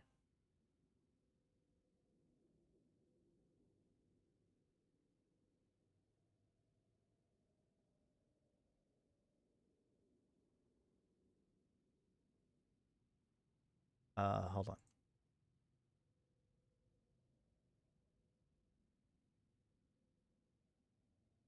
Heretic? Who, me? Yeah? What the fuck? Oh, okay, cool. Cool. All right. Well, thank you very much for that. I mean, mine's 14 minutes away. But Drifters, bring it on. Yeah. Dutch Gunner. Bet you wish you voted for Dutch Gunner now. All right.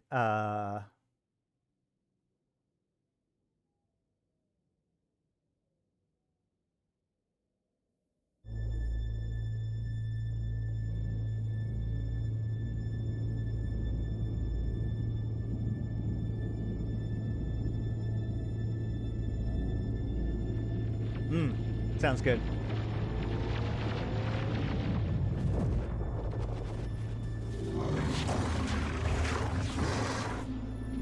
So the first question is, who's talking here, right? Now, later on in the thing, it speaks more clearly, and it's obviously the Deathless talking. But there are some people that were questioning who it is that's talking here. I can tell you this right now. I am 99.9% sure that it is not the Deathless, or not the Drifters that are talking here. They, in this case, are referring to the Drifters, first of all.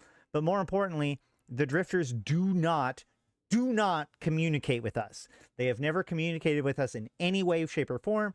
And in fact, on their bodies, their voice boxes have been removed. They literally cannot talk to us. It seems to be that whatever the other, whatever is puppeting the Drifters, do not want to communicate with us and do not want the base sleepers that they use as their bodies to be able to communicate with us either.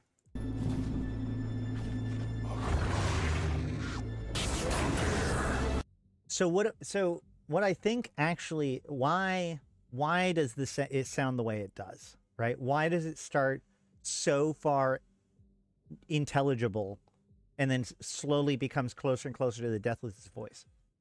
My tinfoil is that we're not actually hearing the Deathless' voice. What we're hearing here is the Fulcrum's voice. Because remember, the Fulcrum and the Deathless has kind of unified.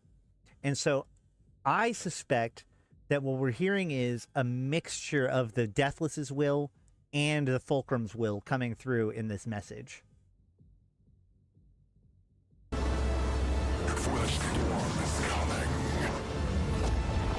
Because he doesn't look like... Does this look like a guy who's in control of his faculties at the moment, or does this look like a guy who's been completely taken over by the Fulcrum? We must prepare, for the storm is coming. Right? Like, what's going on there? Do the Deathless just decide to go like full, like, rifts mode and like showing the skulls of people? This looks like, well, I don't think, no, this isn't a Shrieker clone, because Shrieker clones are only Shrieker clones literally only survive like 75 seconds. But this is, hold on. Let me go close my window.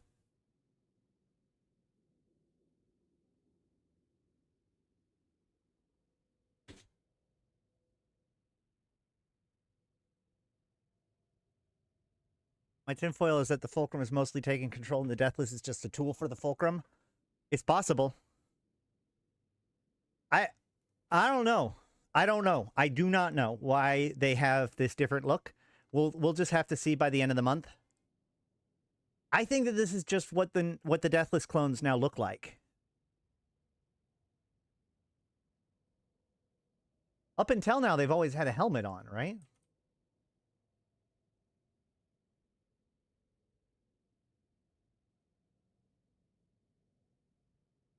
That one seems to have a helmet on.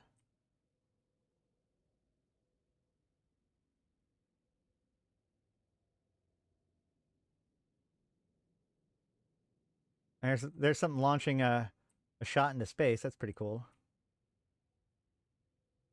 But yeah, there's definitely something going on there. And it also, like, is it just me or does it look like this is not like the real face? It almost looks like this is projected onto it. That's one of the elite NPC bases on the back antenna. Okay, that makes sense. Maybe it's the Fortnite skin? Hell yeah! But yeah. Oh yeah, the one being shot is an elite. I agree. Like that. Well, that guy right there in the middle is definitely an elite. This guy isn't. Oh yeah, he is. You can see because he's got the swords or whatever, the katanas on the back. So those are the Mordu's or agents that are being shot. So these have to be Deathless clones. Neat. Yeah, I think that this is like a projected face. It doesn't look like his real face. This does not look like light hitting a white skull.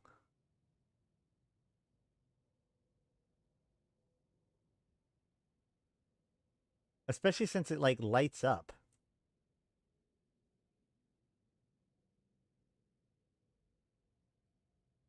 Well, no, he's looking down the barrel. That's close enough to looking down the barrel to me.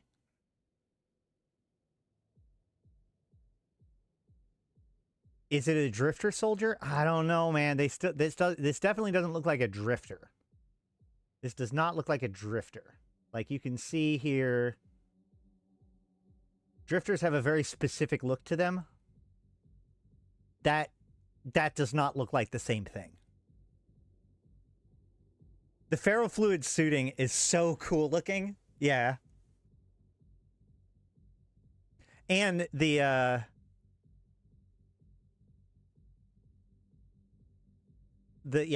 drifters taking off. This thing is so good. Gave me chills.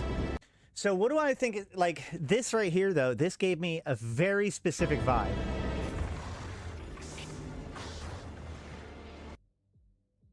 Guys, I think we're 10 years late, but we're finally making it. We are finally making it to 2015, 2016. You ready? Let me remind you, guys, what happened almost a decade ago. Looks to me like he's shooting in the direction that his head is not facing. I mean, I don't know. That's what I'm talking about, Dutch.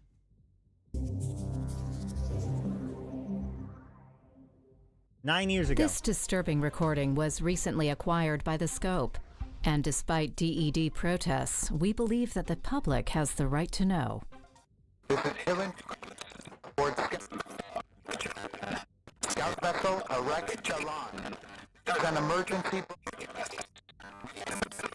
into an uncharted hundreds of these signal, but we for as long as we can. Notify the DED. We may be facing a possible major. More and more ships have been arriving at this enormous structure. Detected and it is possible that things hail. It has been confirmed that the person speaking is indeed Hillen Tukos, former employee of Eifer & Company. The date of the recording is still unknown. A spokesperson for Eifer claims a search and rescue has already been organized in partnership with the Sisters of Eve. They are offering reward for information leading to the whereabouts of Hillen Tukos and his crew. Officials are urging the population to stay calm as the footage is investigated further. This is Lena Amber, reporting for The Scope. So the Drifters have attacked twice before, right? The very first time was the Drifters' invasion of Amar space, where they escalated their attacks in Amar space. The Amar began to escalate until Jamil was getting ready to launch her new flagship in their fight against the Drifters when As the condition of Empress Jamal Saram this happened. There is utter confusion here in Safasan, as the condition of Empress Jamal Saram remains unknown after a Titan carrying the Empress was destroyed by Drifter forces just a few minutes ago. The Empress was to attend the inauguration of the new Imperial flagship, the Arctoritas, at the Safasan headquarters of the Imperial Navy. Traveling in the Seraph, an Avatar-class Titan, the Empress was believed to be well protected and accompanied by a formidable escort. Despite this, the Seraph came under attack from a large Drifter force, appearing almost immediately after the Empress arrived in Safasan. Imperial guards attempted to intercept the attackers, but the Drifters used new tactics in their assault, utilizing their superior speed to head straight for the Seraph while ignoring all other ships. Within a matter of seconds, the Seraph was completely engulfed and obliterated by simultaneous fire from the entire Drifter force. It is obvious that the Empress was the sole target, and once the Seraph was destroyed, the Drifters warped away without concern for any other ships present. The speed and precision the Drifters displayed while executing their plan seems to have stunned the Imperial Guard, as they were unable to react in time to put up any defense during the short but devastating attack. While search and rescue efforts are still underway, there have been no announcements made, nor have we been able to confirm anything regarding the condition or whereabouts of Empress Jamal Saram. We will of course keep on reporting as the situation develops. This is Alton Havery, reporting for The Scope. I mean, you say that, but like we have different pronunciations for things in like the continental United States, and we're relatively close. You think different people in different solar systems, in different regions of space, all pronounce things the same way? I don't know about all that. So that was the first Drifter invasion. But then, in the middle of insurgencies, we got...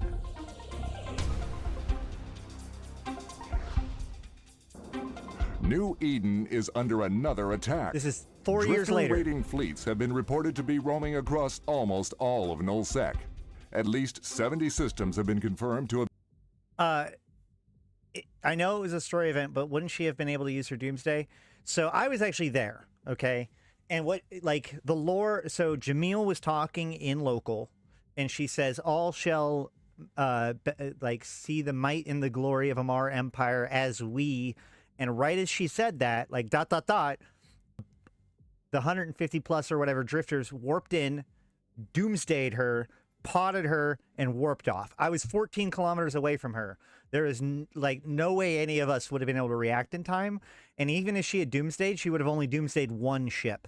They killed her before anybody could even figure out what the hell was going on. It happened live. Like so it was supposed to be we had an event like a couple weeks ago prior to that where she was doing the keel laying ceremony, I think, for the Arcturus toss. That was when the head of one of the heads of the SSCT, Matashi Raish, scanned her ship and then was killed.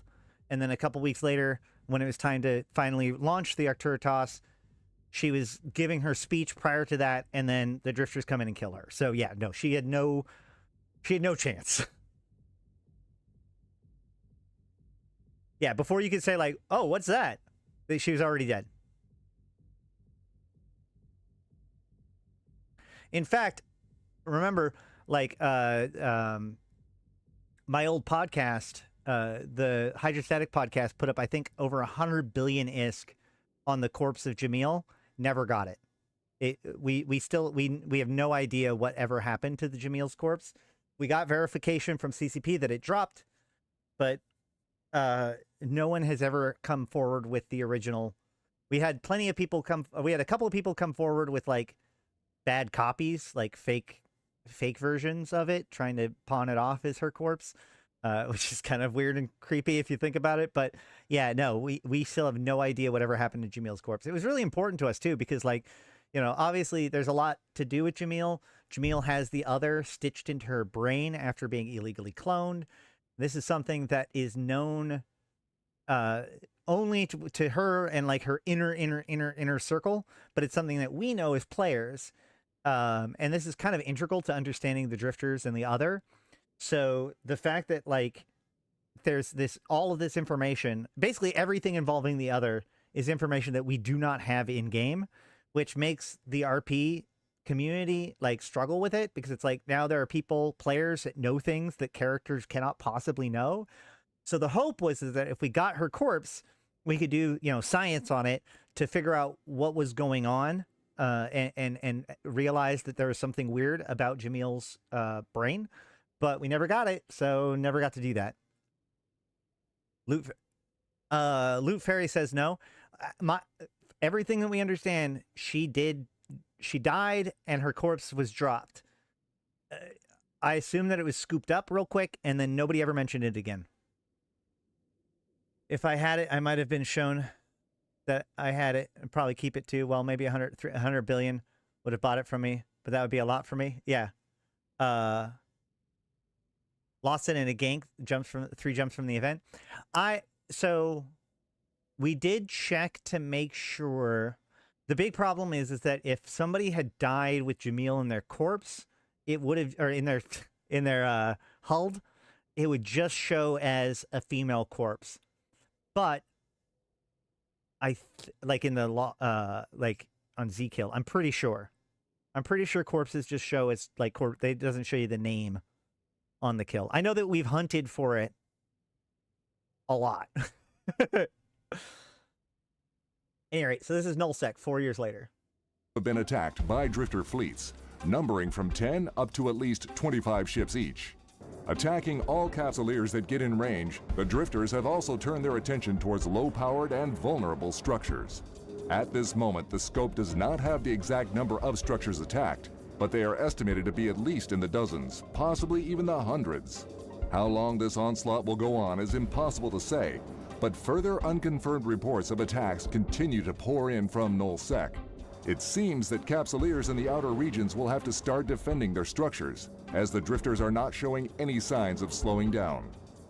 With the core of New Eden facing a Triglavian invasion, the news from Nullsec regions is a disturbing reminder of the threat posed by the drifter menace. The scope will keep monitoring the situation and bring updates as it develops. This is Alton Havery reporting for the scope. Okay, so we're going to go a little bit out meta for a moment, okay? So in 2015, they launched the Drifter invasions. This was the very first time that CCP tried to make the rats fight each other, right? So you would go into the site and there would be Amar troops and there'd be Drifter troops and they'd be fighting each other. And your job was to go in there and help the Amar beat the Drifters. The problem is that while this worked in testing, when they deployed it to Tranquility, having this happen in like just K-space where any number of the sites could theoretically spawn and people could be running them and all that stuff, caused a ton of lag on the server side of things in those systems. And so they eventually had to kind of shut it down. And what they did was they just turned off the rats fighting rats thing component of it. And so then they brought it back online. But at that point, it was just kind of a weird way to farm for loot or ISK and didn't really do anything. So pretty shortly thereafter, the Drifter invasions were shut down altogether. Now, this was happening at a time of a ton of promise. This is Rubicon. This was like supposed to be the big thing. But this bug that about the AI was so bad that they basically had to stop all of their efforts. And I still to this day believe that this is the reason why we have the Triglavians, because it wasn't until 2019, almost 4 years later, that they finally got this system working. Because if you go back to Triglavian invasions, you can see that there are rats fleets fighting other fleets. And that was a big piece to all of this. And they had to go back to the drawing board about how their AI worked in order to make sure that their AI systems weren't overloading the computational power of the different servers. It isn't spaghetti code. It's the fact of like each individual AI was having to make decisions, and that was causing it to be overburdened. Like in the Abyss, they can put a lot of AI into it because they have a very controlled, they have a lot of control over how many instances of the Abyss are in any given system at any given time, because you teleport into the Abyss, so they can distribute you between the different systems if they need to. Make sure that no one system has too much going on. So the Abyss AI is a lot smarter than any of the others. But then they had to develop the Invasion AI, which allowed fleets to operate in K-space in a very natural way and engage with each other. And that's kind of the newest AI that we have. And that was the solution to this problem where the Drifters weren't working. But that was 4 years later. By the time they had that done, it was like the Drifters were no longer this completely alien threat anymore. And so they came out with the Triglavians as kind of the Drifter 2.0 Electric Boogaloo, and the Drifters invaded, sorry, the Triglavians invaded instead during the invasions, right? However, during invasions, while the Triglavians attacked high and low sec, the Drifters attacked null sec. This was seen as being wildly unpopular by nullsec. There's actually an entire war that was going on. The Imperium were invading somewhere else, but because the Drifters were coming in and reinforcing all of the structures, like the Drifters wouldn't come back with the timer to then finish it off. But A, they didn't know that at the time, and B, it still left your structures vulnerable for anyone else to be opportunistic and come and stop you. So suddenly they had to deal with this attack of all of these Drifters attacking throughout their entire empire. And of course, these are AI, so they can attack at any time. They have they're tireless, all that stuff, which they complained about, but I thought was kind of cool because it was basically the way that the Triglavians, or not the Triglavians, but the Drifters actually are. Hold on.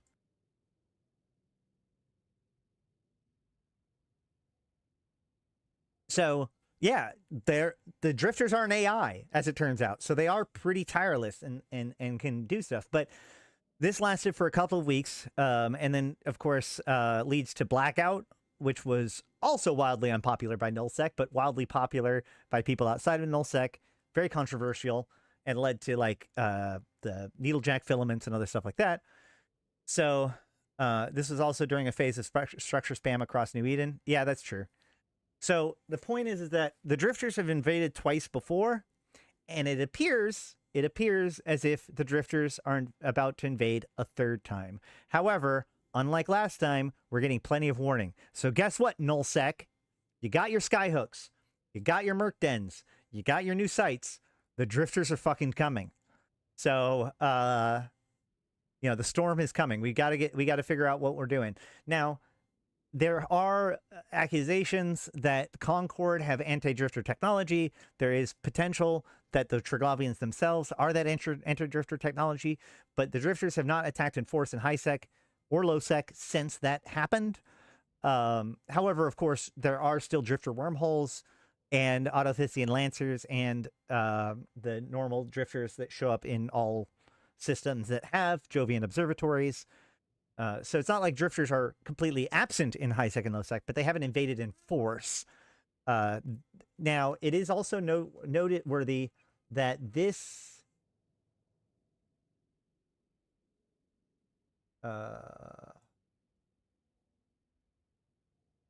here, nope, this is actually not even the right scene. Hold on.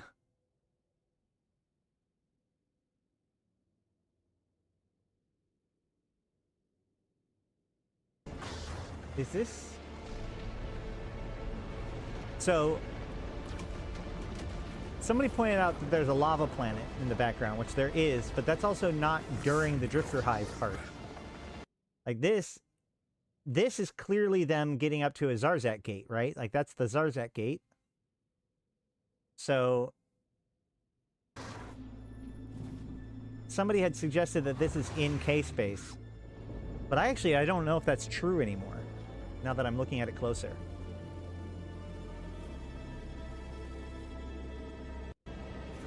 Because this, well, there is a plasma planet in the background there. Is there a plasma planet? There is, yeah. So all of the planets in drifter wormholes are shattered. So if this is a plasma planet, that would imply that this drifter hive is not in a drifter wormhole.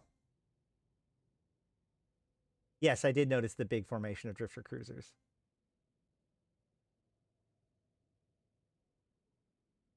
Where was it? Right there?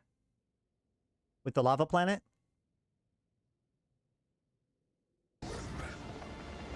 Yeah.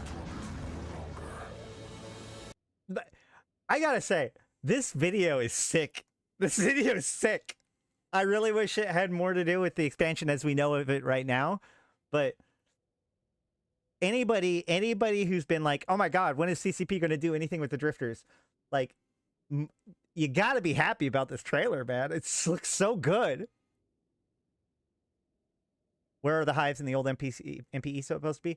Right. Were the so the hives in the new in the old MPE. So there have been officially several sightings of drifter hives in K-space in previous times. So I don't think that drifter hives are exclusively a wormhole thing anymore. When will CCP do anything with the drifters? That's literally me, and I'm so happy. Yeah, exactly. Why are all the planets plasma planets? Did a star explode? What do you mean? I think this is just happening outside of a plasma planet. Well, that's a lava. Wait, this is a lava planet, right? Is it?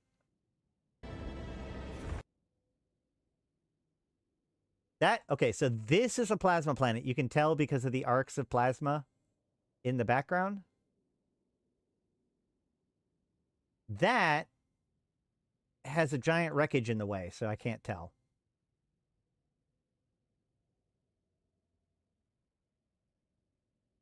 The Burning Nestor Suite.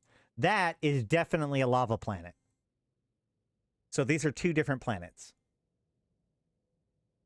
Oh, why are all their planets shattered planets? Yes. So the drifter wormholes are at least suspected to be all part of the Caroline star shattering. That's also when they started to appear. Okay.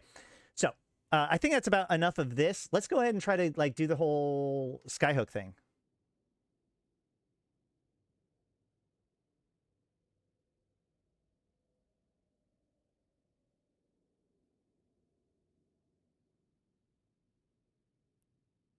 Hold on. This is not right.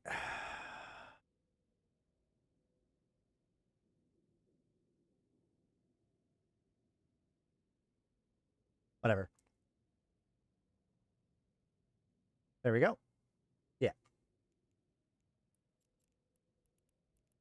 I'm going to grab a Synesis.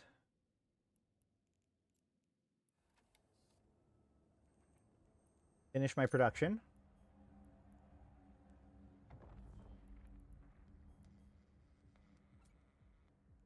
And let's get out of here.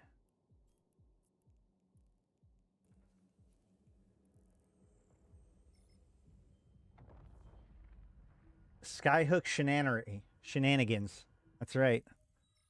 We are probably going to go a little bit long today, just because we want to experiment with this. Warp drive active. I am, of course, using my, not my, but like, well, my favorite transportation ship, the Transportation Synesis. It has an improved cloaking device in the high. It has a multi-spectrum and 2 extenders and a micro warp drive in the mids. Most of those are just in case something bad happens. We've got 3 cargo expanders and an inertial stabilizer in the low, and low friction nozzle joints. Low friction nozzle joint and 2 cargo optimizations in the mids. What this is doing is, if you notice, my alignment time is sub 2 seconds. Which means basically I'm almost uncatchable. And I have 1,700, almost 1,800 M3 in cargo space. This is the largest cargo bay that you can, you know, conveniently get to sub 2 second. And it's completely, it's alpha friendly. So, Transportation Synesis, everybody should have one. Anywhere besides nullsec, this is one of the best transportation ships to have. This does confirm that the mercenary dens are 50 M3 each, so they're really small. Skeptical how many merc dens we'll actually see. Managing 2 of them, or managing who has them on which planet and how much workforce they can siphon is an absurd amount of work to manage at scale. It's almost unmanageable at scale because almost everything about the mercenary dens are individuals. Right? Only the person that anchors it can actually pull out the infomorphs. Only the person that anchors it can actually start to run the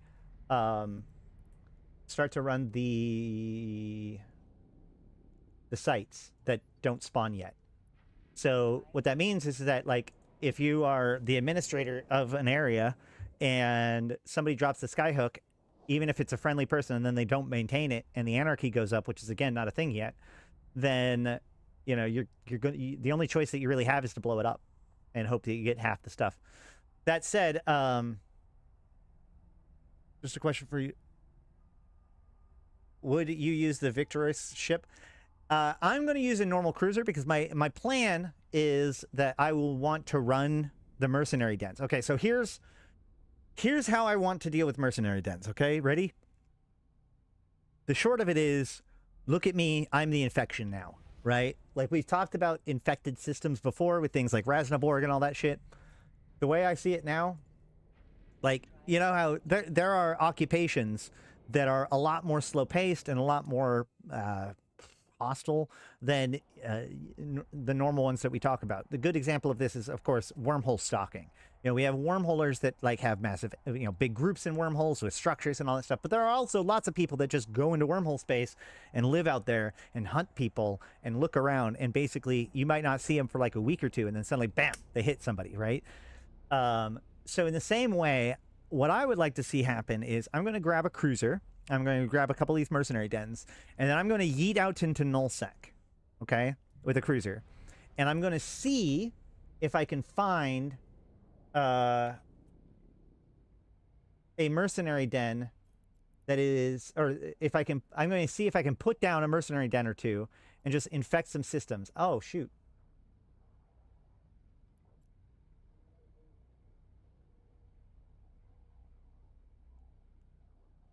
I'm going to turn around. No. Fuck it. Let's just keep going.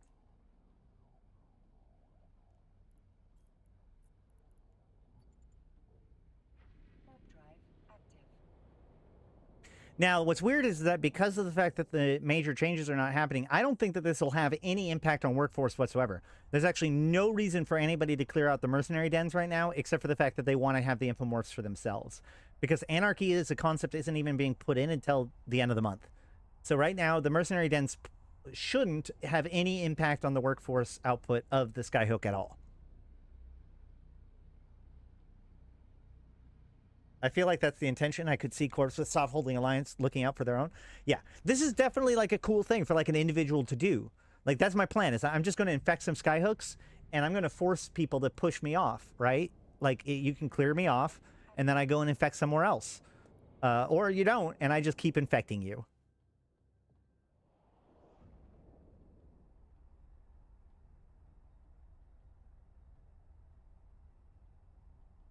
And that sounds really cool to me. I don't know. Like, it's not that active, but that's kind of okay.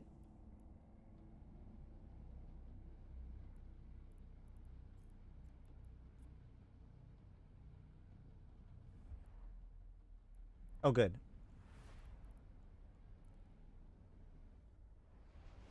So the two ships that I've thought about for using this, which if this is my plan, this is the thing that I keep coming back to. What ship do I want to use for this? Now, obviously, eventually, I'd like to use the Cenotaph because that seems cool. But for now, I've got two plans. One is the Legion, and the other is the Stratios.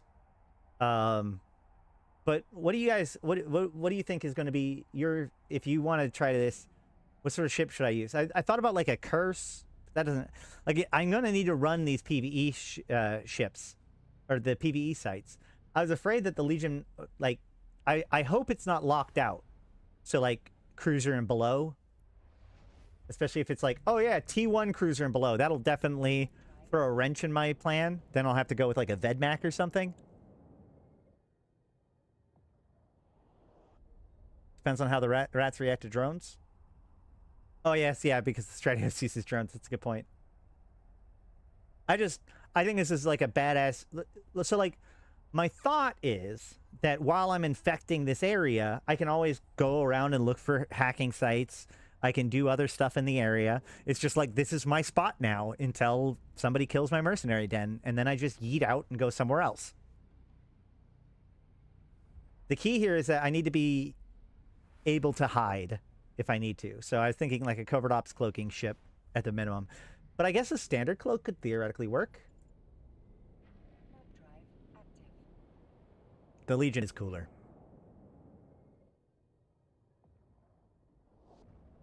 Yes, the Legion can carry a depot and switch fits significantly. I agree with that. Yeah, that's why I was thinking like the Legion is... I think that the Legion or the T3 cruisers are going to be like the best choice for this.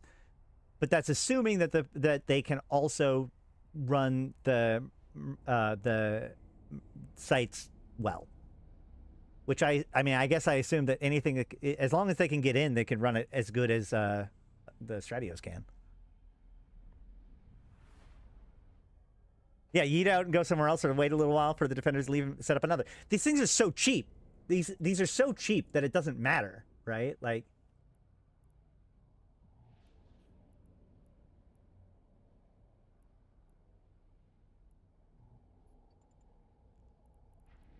So I know I might be under threat, so I warp to my 0, and then I set destination to the structure I'm warping to, and then hit autopilot.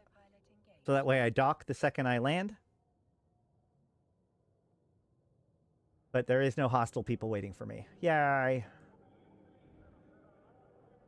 Wow, that bookmark is deep. The sites are going to be local rats, Blood Raider Space, Angel and Angels. Or will they just be Angels Carissus? Unknown.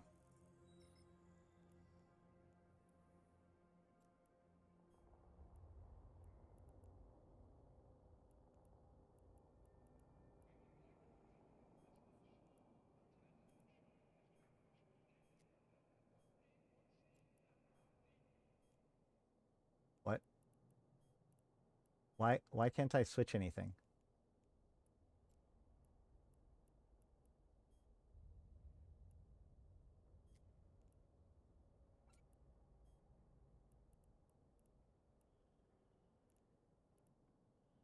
Drekovic could be fun too.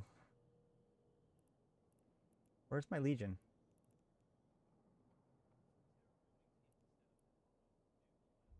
Do we know how much workforce they leech? Does it start at 0 for no Anarchy?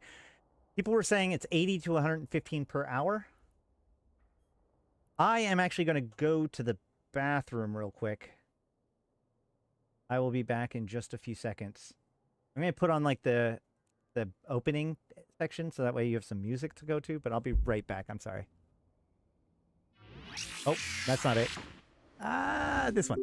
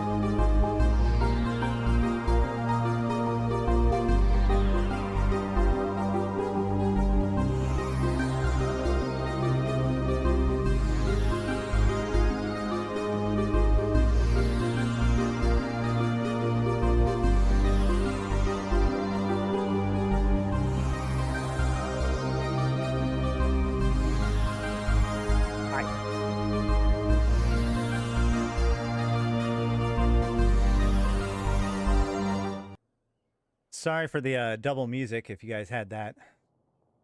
All right. Let's see. We need to get rid of a lot of this stuff. Hold on. Let's see. That, this, and that.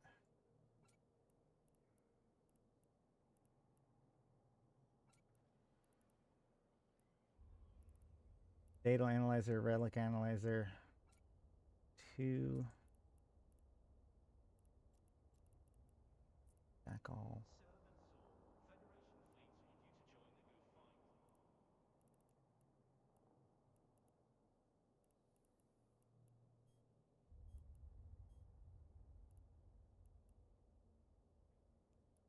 Okay, so this setup is mostly focused around exploration. Oh, I don't need the 3 tractor beams anymore.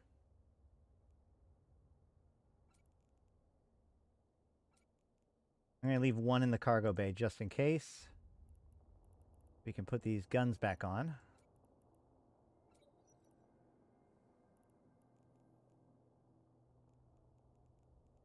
And this stuff can all change out if need be.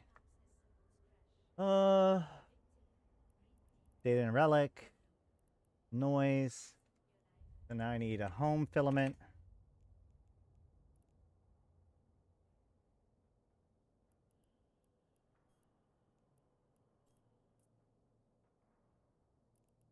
And a extraction.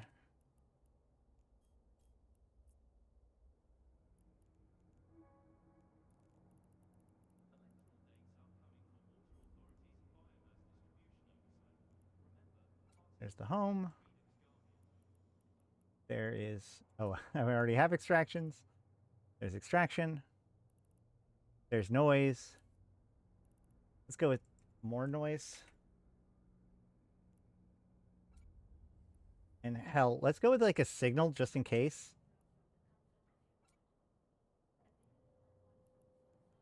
So this looks good. Is there anything else I need?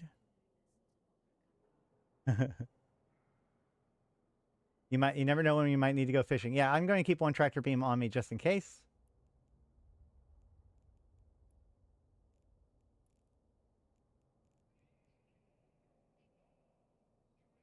I need more probes.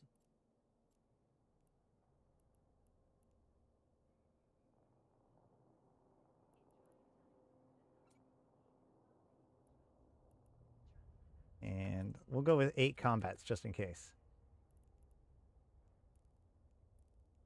All right, and flag plugged in. Let's get ready to go.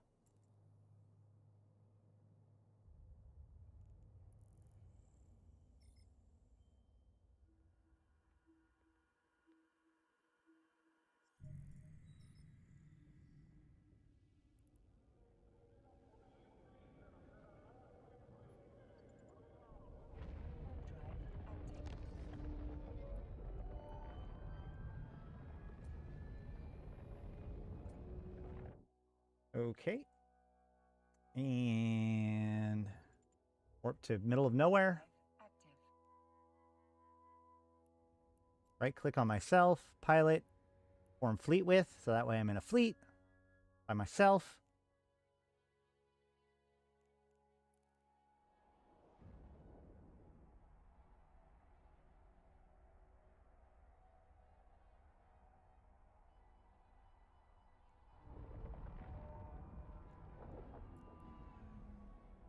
I didn't even bring the mercenary dens. Good thing I checked. Holy shit. Wouldn't that be funny? Wouldn't that have been hilarious? If I just jumped out and then been like, oh! Oops! That would have been a good show.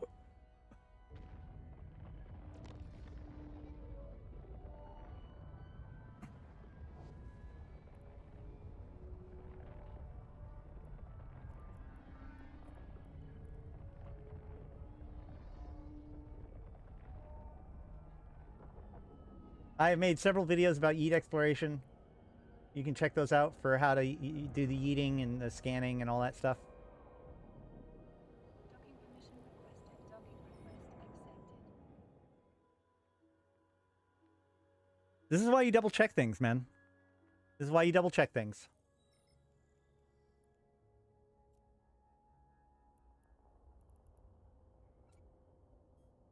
Boom. Didn't even fill up the cargo bay. That's crazy.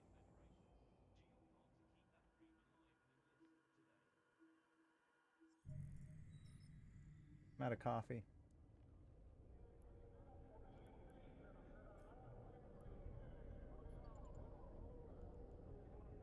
Warp drive active.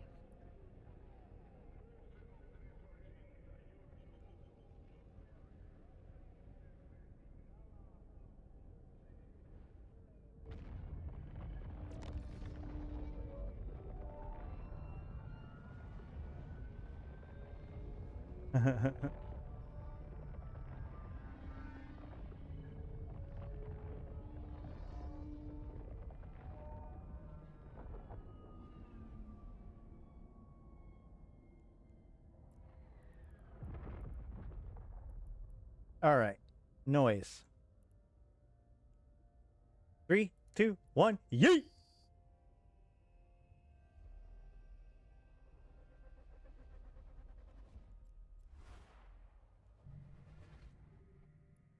Pandemic horde space. Cloak up. Nobody in local. Skyhooks aplenty. Got it. Cool. Excellent. So we're going to look for temperate planets. Barren gas. No temperate. Okay. How are we going to look for temperate planets? We're going to open up the agency. And I'm going to go to resource harvesting. I'm going to go to planets. Wait. What's this? Ooh. Wait, did I actually train the skill? Oh, shit. I trained the skill, right?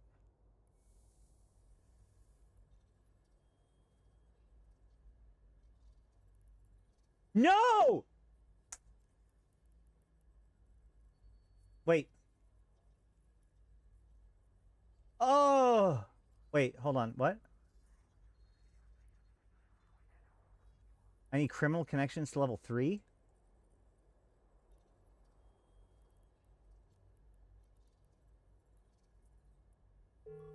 Still managed to fuck it up somehow. Completed. Skill training completed.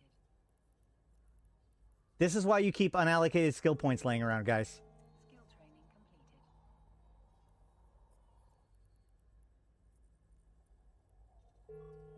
Flawless. Field training completed. All right, great. Perfect.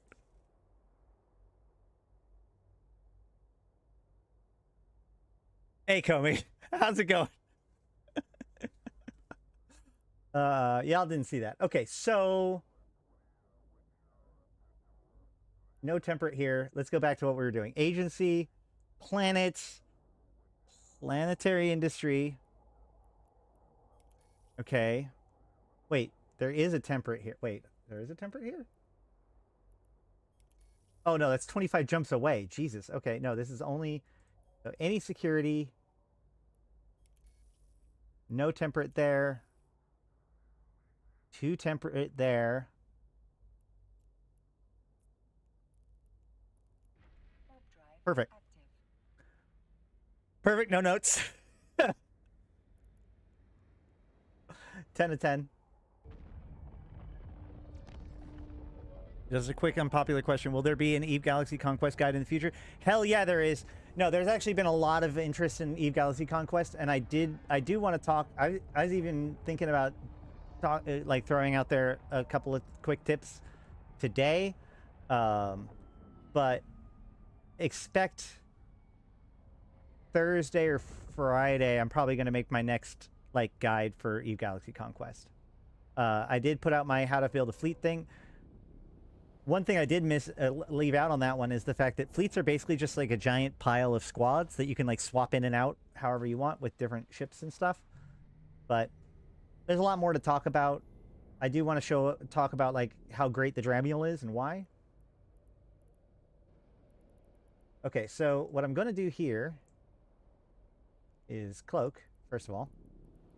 Second of all, I look and see, okay, well, these 2 planets, 9.8 and 10.7. So I'm looking for 9.8 and 10.7 orbital skyhooks.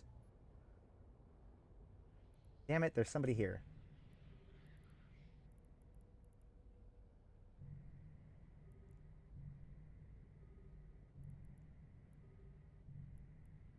Somebody just popped up in local with me.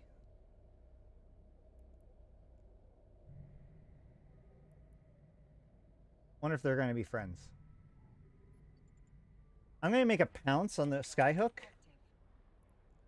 Basically, I warp to it, and at like somewhere around 10,000 kilometers, I hit submit. I've told your you've told your corp about my channel. Excellent, thank you. The thing is that like part of the problem is that I also just started playing EVE Galaxy Conquest. I didn't get early access or anything like that. So, oh, well, that's a challenge. Is this battleship going to kill me?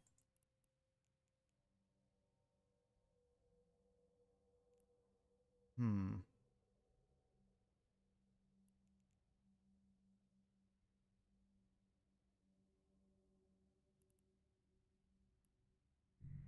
And I still have somebody in local.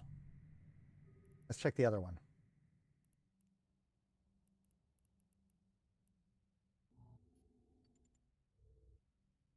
Warp drive active. Ad time. Ew. Enjoyed a week of no lifing on S21 in Galaxy Conquest. Too bad that server is rigged from the same clan controlling Galente and Caldari and ruined the fun. Oh, that sucks.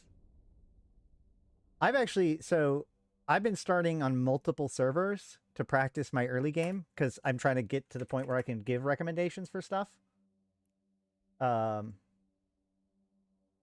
Perfect. Perfect, perfect, perfect. I mean, perfect other than the fact that this dude's here. This guy's been here since 2015. I don't want his 2015-year-old character messing with me.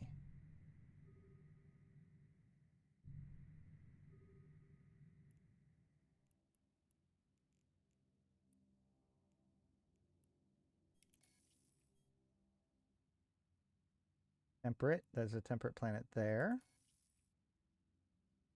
There's a 2 temperates there.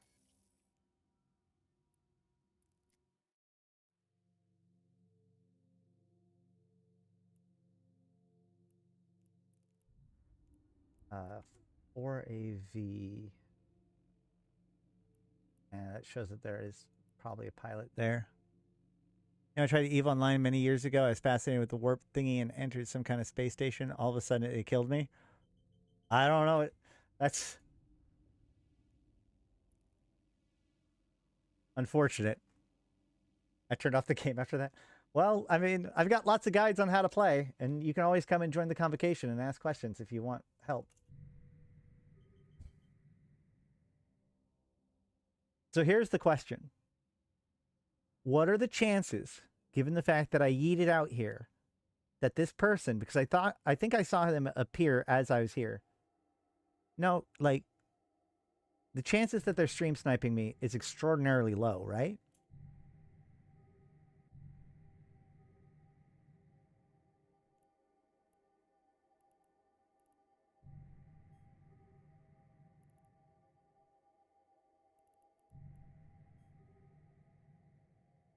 I'm going to go over here to see whether or not they're at the other area.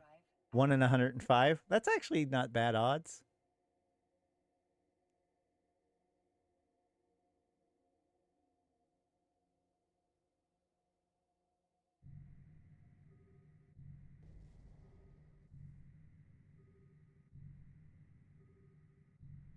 Man, I was really hoping I'd see like an Ishtar or something like that pop up on D-Scan.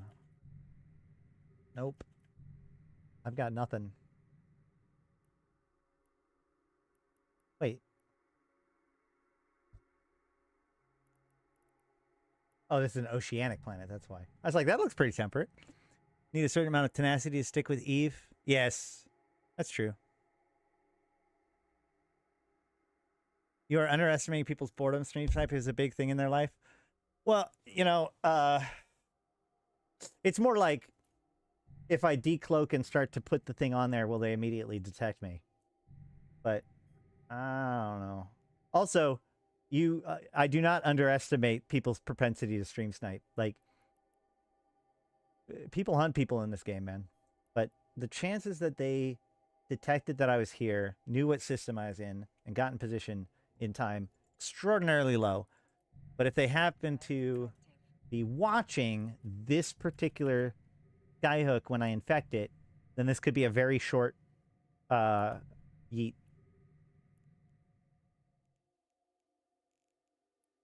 I didn't yeet out with like expensive implants, right? Okay, good. The ship is almost 1 billion. Just reuse? No, man. Let's not be chumps. Let's go for it. Let's go for it. Oh, nope, that's the wrong one.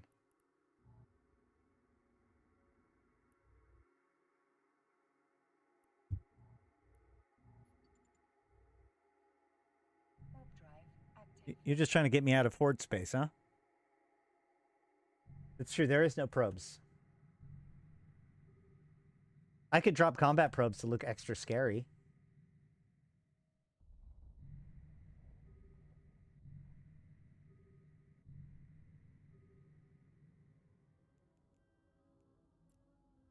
All right, let's figure out live how to do this. Ready?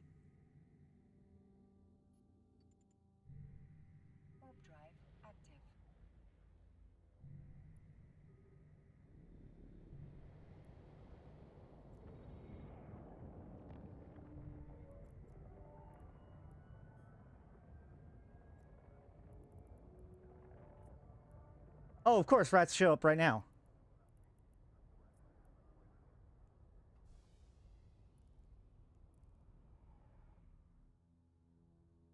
Okay.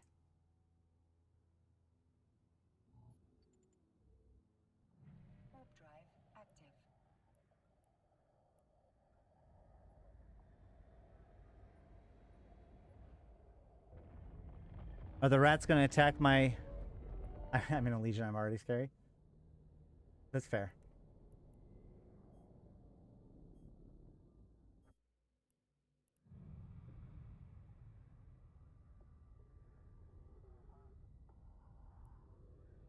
Now, are these guys going to attack it? That's the question. Doesn't look like it. That's pretty, though.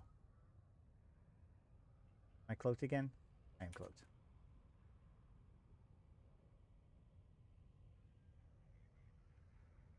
If the rats do attack it, these will be almost impossible to keep alive. That's probably true. Merc den spawns rats too. Isn't that just that's the advanced mercenary den, the faction one that does that?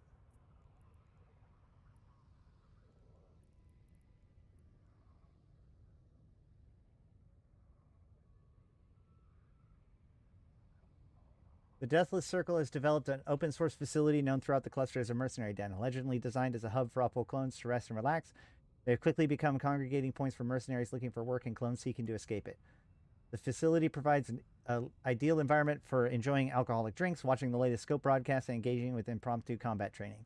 The Deathless has released a statement that any Opal illegal teams bothered by the misuse of transneural echo burn scanner booths included in the structure should kindly leave and pass away peacefully. Please note that at this time, mercenary dens can only sustain themselves and link to nearby temperate planet Skyhook.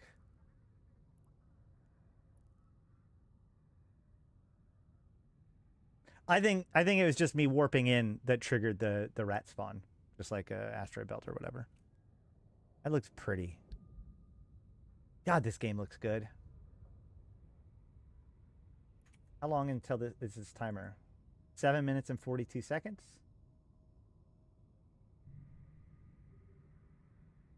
Yeah, the faction one does have defenders. Such a polite way to tell somebody to F off and die. Yeah, basically. Are you in a sin? No, this is a rogue drone battleship. I'm not this guy. I'm cloaked over there somewhere. This is a rat. See?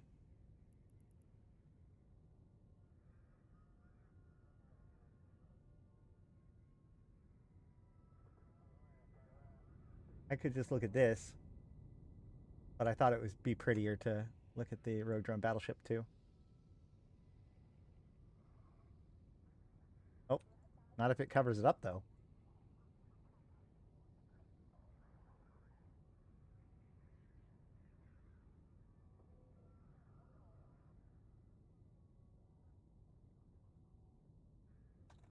Oh. Check on my Eve Galaxy Conquest game, see how that's going.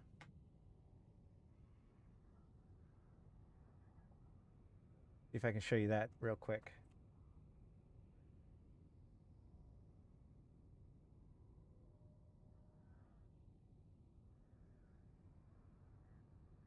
Oh boy. Let's turn this to Do Not Disturb.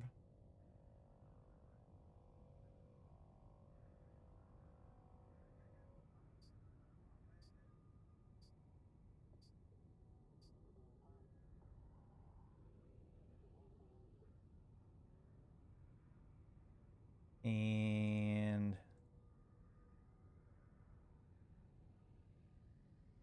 there's that. Except there we go. All right, so this is where I'm at right now. We have been doing pretty good on server 20. Our corp is has 22 structures, and if you look at our ratings, we are now 3rd on the server. So that's pretty good. You can go look at the SOV map and see that Galente, between us and the 13th Legion, which is the other big Galente group, we have a fair chunk of the server.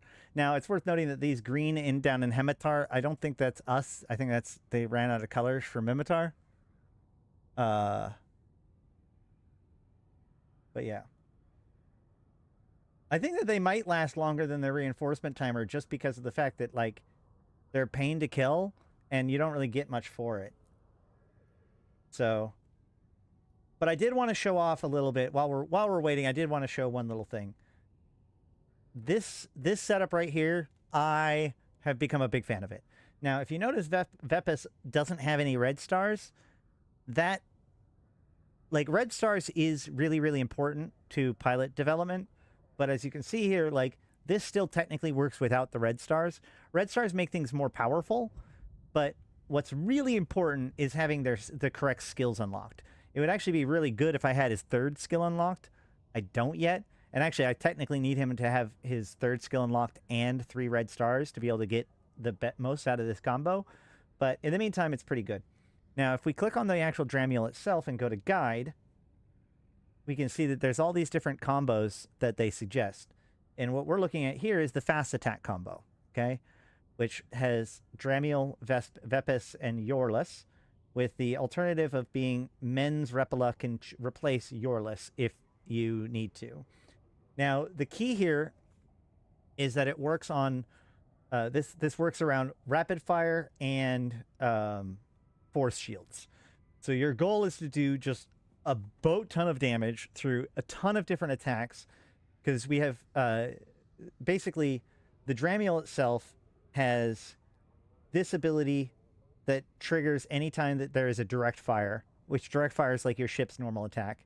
This ability that can trigger anytime there's a direct fire. And this ability that increases the chances of this and this ability actually firing. So every single time I direct fire, every time I shoot, there's a chance for it to actually shoot 3 times. Okay? So if I have rapid fire, then that means that it's going to shoot a total of 6 times. Ooh, pretty. So if we go look at the pilots, we see Vepis is a big piece to all of this. His number 1 gives you 1 stack of force shield. Oh, I forgot to mention. The Dramule also gives us 2 stacks of force shield anytime you... This is also whenever you initiate direct fire. And it's also a barrage, which means that this assault module increases the chance of all 3 of these abilities. So with this leveled up, which obviously I don't have it all the way leveled up, but let's call it 10%, that increases this to being about, 50 or so percent, maybe 60% chance per direct fire of putting 2 force shield stacks. What does force shield do? Force shield's really good. It makes it so you don't take any damage from a hit. Now, it also makes you immune to damage for 2 turns when this triggers. So you want this ability to trigger as much as possible. So every time you shoot, there's a 50-50 chance that you don't take any damage for the next 2 turns. That is redonkulous, first and foremost. This is why that right there is, beyond anything else, why the Dramule is so good. Now, if we go back to Vepis, we can see that he gains a stack of force shield each turn for the first 3 turns with a 100% trigger rate. So this is always going to make sure that you have at least 1 force shield per turn, which, remember, when you... if we go to his alternate, or his augmentation, we can see whenever your force shield prevents damage, your commander with the highest offense deals damage to a single enemy wing. So now, when your force shield gets triggered, that triggers another attack. It's not a direct attack, so it can't continue to cycle, but like it's still just another extra hit.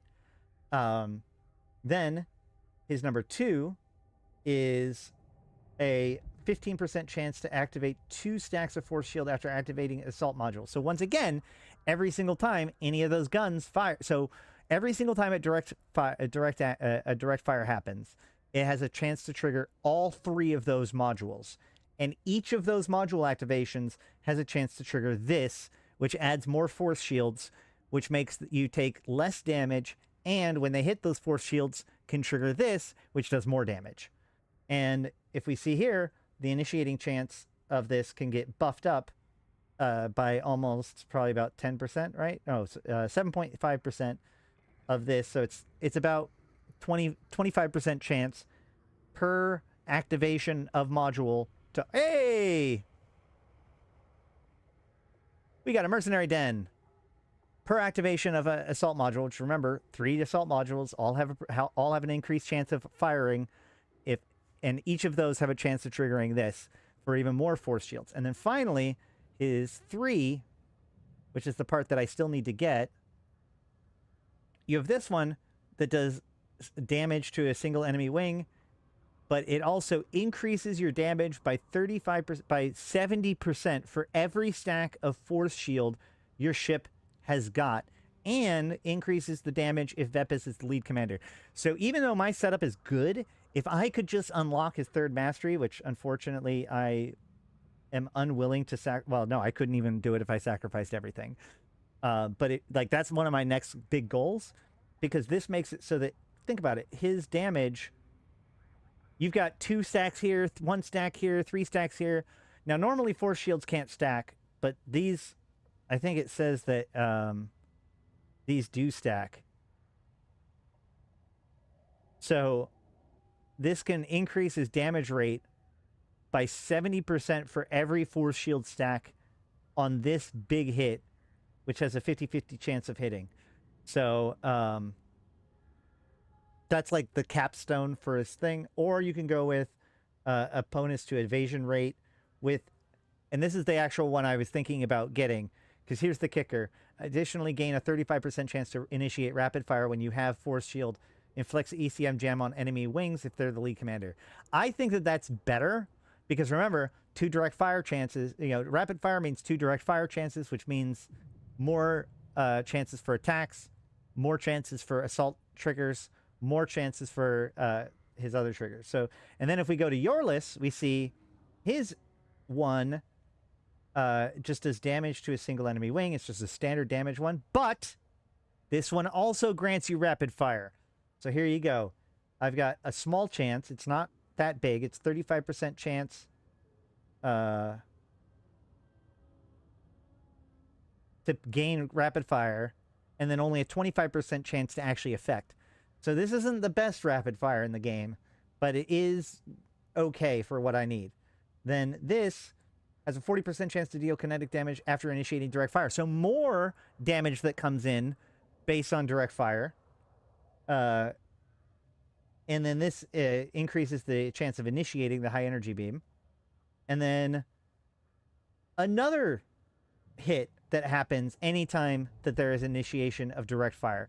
So there's a total of, I think, 5 or 6 different abilities that triggers every single time the Dramiel fires, plus 2 sources of rapid fire. So this setup is incredibly strong. Not only does it hit a whole bunch of times, which will also break through things like force shield, because it hits multiple times, so those force shields get thrown away, but you not only have like the force shields to protect yourself, but when that one triggers from your list, from Vepis here, when the Dramiel triggers, which has a 50% chance, basically, if you buff it up. So every single time you direct fire, there's a 50% chance that you'll take 0 damage for the next 2 turns. That is incredibly powerful. This is an incredibly good setup. Now, if you don't have those legendaries, if you don't have Yorlis or Vepis, then just look for any champions that either interact with Force Shield or provide direct fire, because those are the rapid fire, because those are the 2 things that really make this engine work. All right? So there you go. That's your Dramiel. Do you like this? Do you want more guides? Does this make any sense? Am I wrong for any way? What's your favorite combo? And why is it the Vexer with Santamona and Gear? But that's about it for Eve Conquest for right now. I've been Ashtarothi, the voice of New Eden. Until next time, I'll see you in space. All right, let's get back to the Skyhook.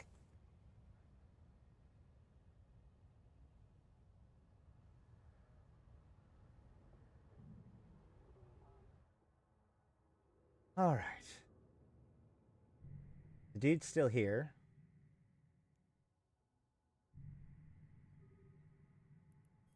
How do I know?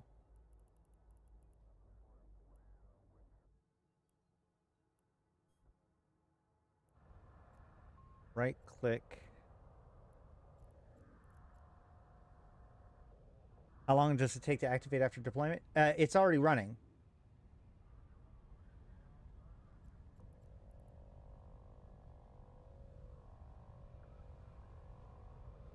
Odd I don't have like a open container.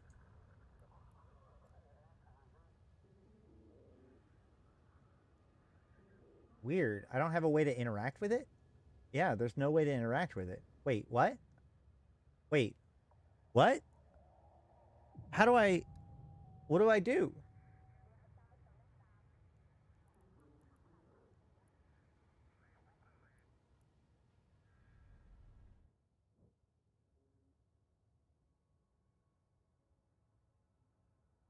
am I cloaked? Yes, I am cloaked, but that shouldn't... I should still have the ability... Like, it shouldn't change the UI. I'm decloaked now.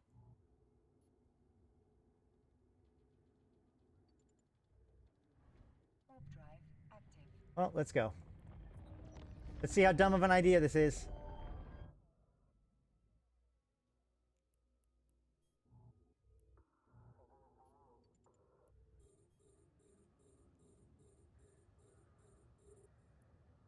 That almost...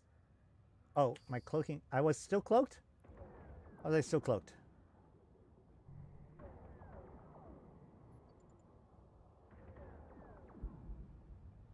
I could not have gotten a better position for shooting, though.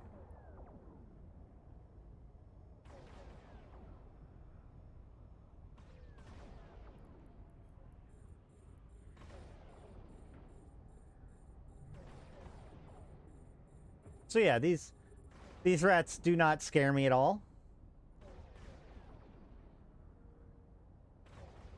You cannot cloak your ship as you are being targeted by someone.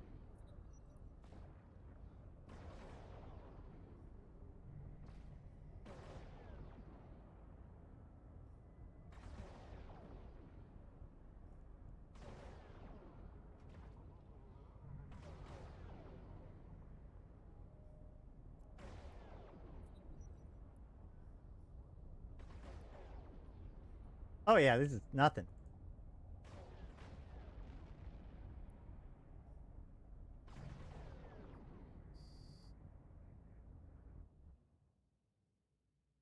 All right. So that's the rats. Warp drive active. How do I know? I open up the agency.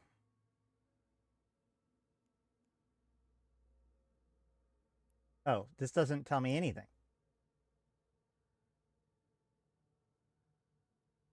Then it's me.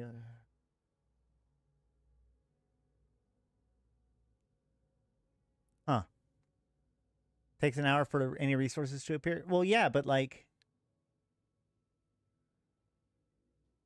you would think that there'd at least be like a way to open it up and see that it's empty, right?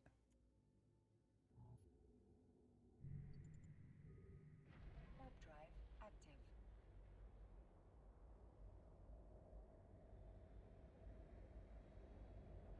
I would expect it to still have the capacity to open it or interact with it.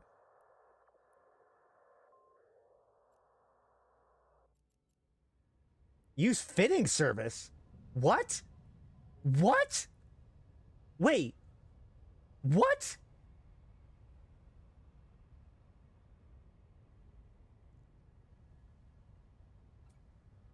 Holy shit.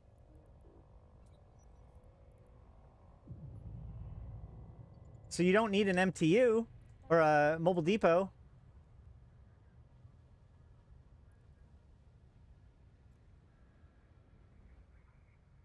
That's cool. I don't think that got talked about. That's not in the patch notes. What?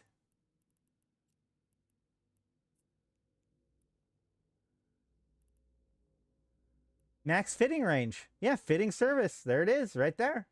Huh. Well, that makes living out of space. Yeah, exactly. This is... I feel like that only proves that what I'm doing here is kind of the concept, right? You drop this, and then you're good to go. So let's go ahead and find the other temperate planet. 3.4 AU away.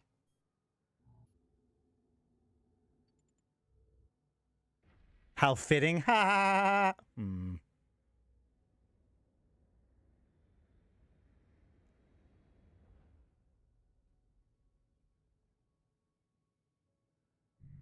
I just find it really weird. Like, normally, the idea of the UI changing just because there is something in it seems very alien to me when it comes to how Eve works.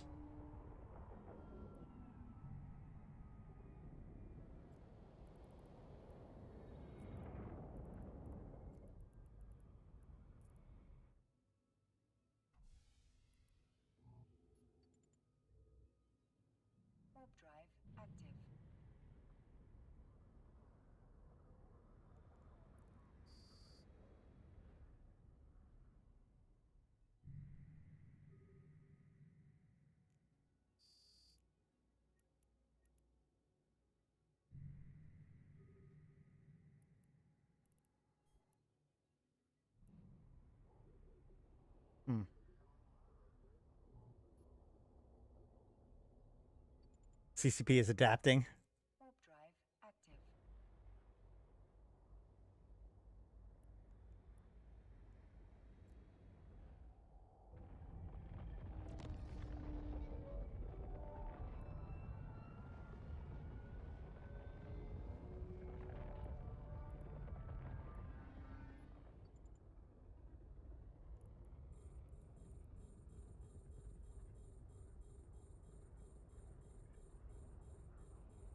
Let's kill these drones too.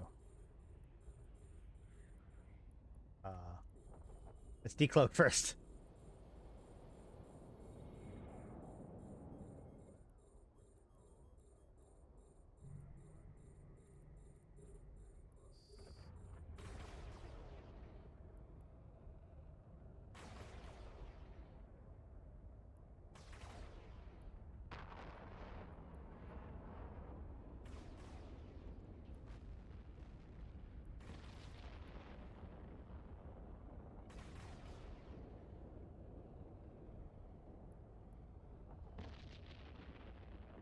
Try flying really close to it and interact with it then. I tried that. It's personal preference. I chose a Legion for personal preference. And because I had one already. Like, I had already made an all-in-one Legion that was designed to just kind of hang out in nullsec forever. If need be. Wait, why is he stopped firing at me?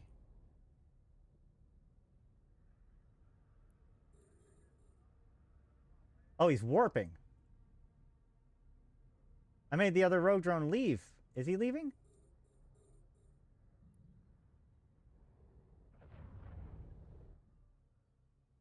He's supposed to be leaving. It says he's leaving. There he goes. And gone. Huh. Lost his escort. I guess so. Maybe I should have killed the battleship first?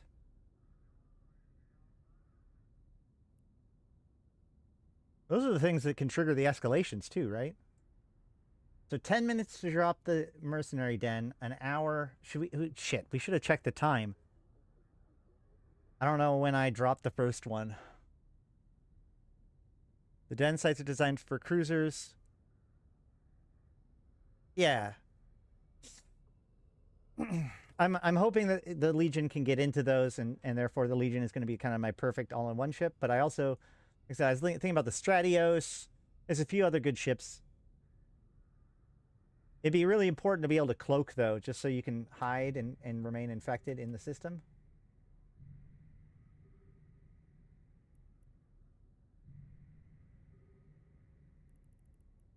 I'm going to go look at the Sovereignty Hub. Let's see if they have anything turned on. I have checked out so many. Hey, thank you for the sub. I've checked out so many skyhooks so far and have yet to see, not skyhooks, I've yet to see a single Sovereignty Hub with anything visually turned on. Has anybody seen has anybody turned anything on? Am I just wrong? Are they not showing it? Have I just been unlucky? They all look like this. There's clearly nothing turned on this thing. They all look exactly the same. I don't understand. Warp drive active. It looks like I dropped it 25 minutes ago. Okay, great. I'm almost tempted to go make myself some more coffee. Or at least play some more Eve Galaxy Conquest. So, one thing I do want to show off at some point.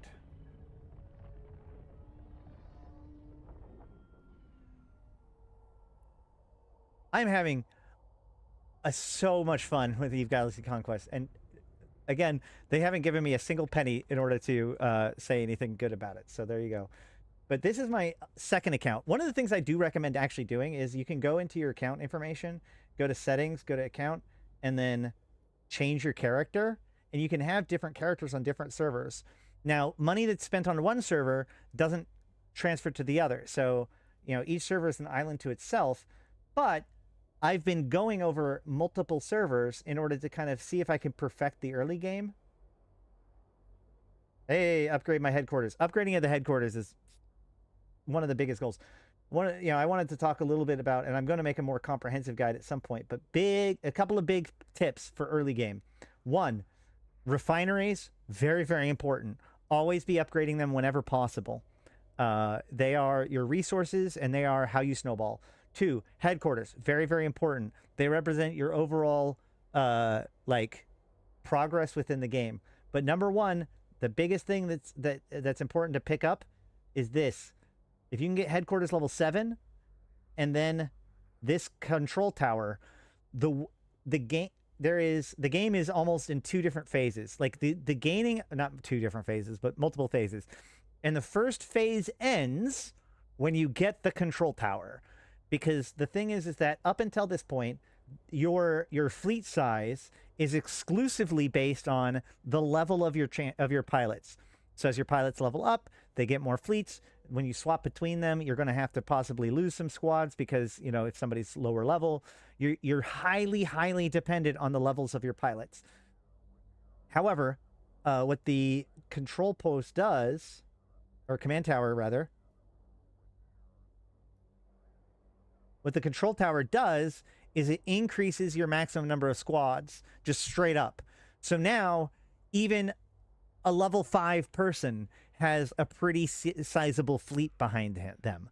This makes it way easier to bring people up to speed. It's way easier to make sure that all of your fleets are good enough, right? It's a huge escalation in power. So I would say that your number one goal from the very early game is to capture as many, get to level 3 sites, and then start capturing as many level 3 sites or above as possible. While you're doing that, level up the refineries and rush to headquarters level 7. You should be able to get to headquarters level 7 within the first 24 to 48 hours. And then from there, level up your control tower, and then you get to start taking all the way up to like level 6, 7 sites. Oh, shit. Well, we might find out what happens when people show up to fuck with my stuff.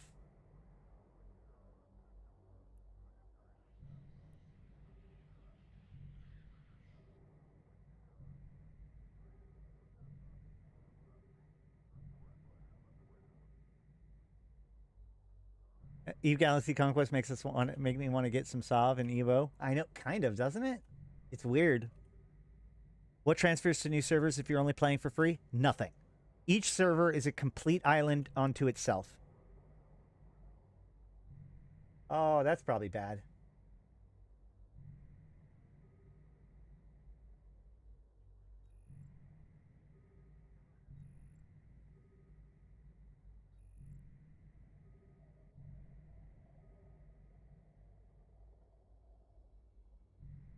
Oh, are they jumping out? Yes, they're jumping out. Yay! Yeah. Is this new game based on events? Are there strategic events? The Eve Galaxy Conquest is like an alternative timeline. It's closer to like it honestly reminds me a lot about like Heroes of the Storm for World of Warcraft, where it's like, well, here's all the characters and the ships and all that stuff, but the scenario is completely alien to anything that's happening in EVE Online.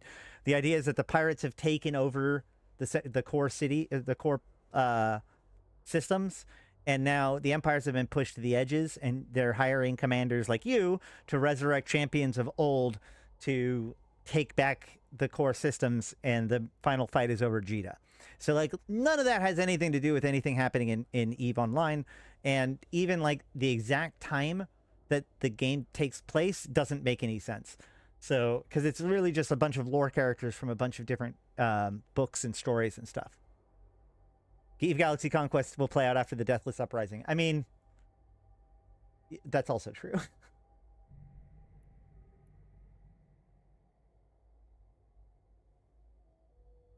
Okay. Well, I guess back to what I was doing. Do I have to farm any tokens to get an upgrade? Things like this are often embedded in events. EVE Galaxy Conquest, there are timed things. So the way you upgrade things is by getting multiple copies of the same person by like pulling them. So it's really easy to do that with like epics and pretty difficult to do that with legendaries. There are tokens that you can get that that you can turn into any legendary in order to unlock their red stars, but those are few and far between. However, as I was saying earlier, the biggest upgrade, honestly, is unlocking all of their modules and abilities. Red stars are great, but red stars don't do shit if you don't have everything unlocked. So,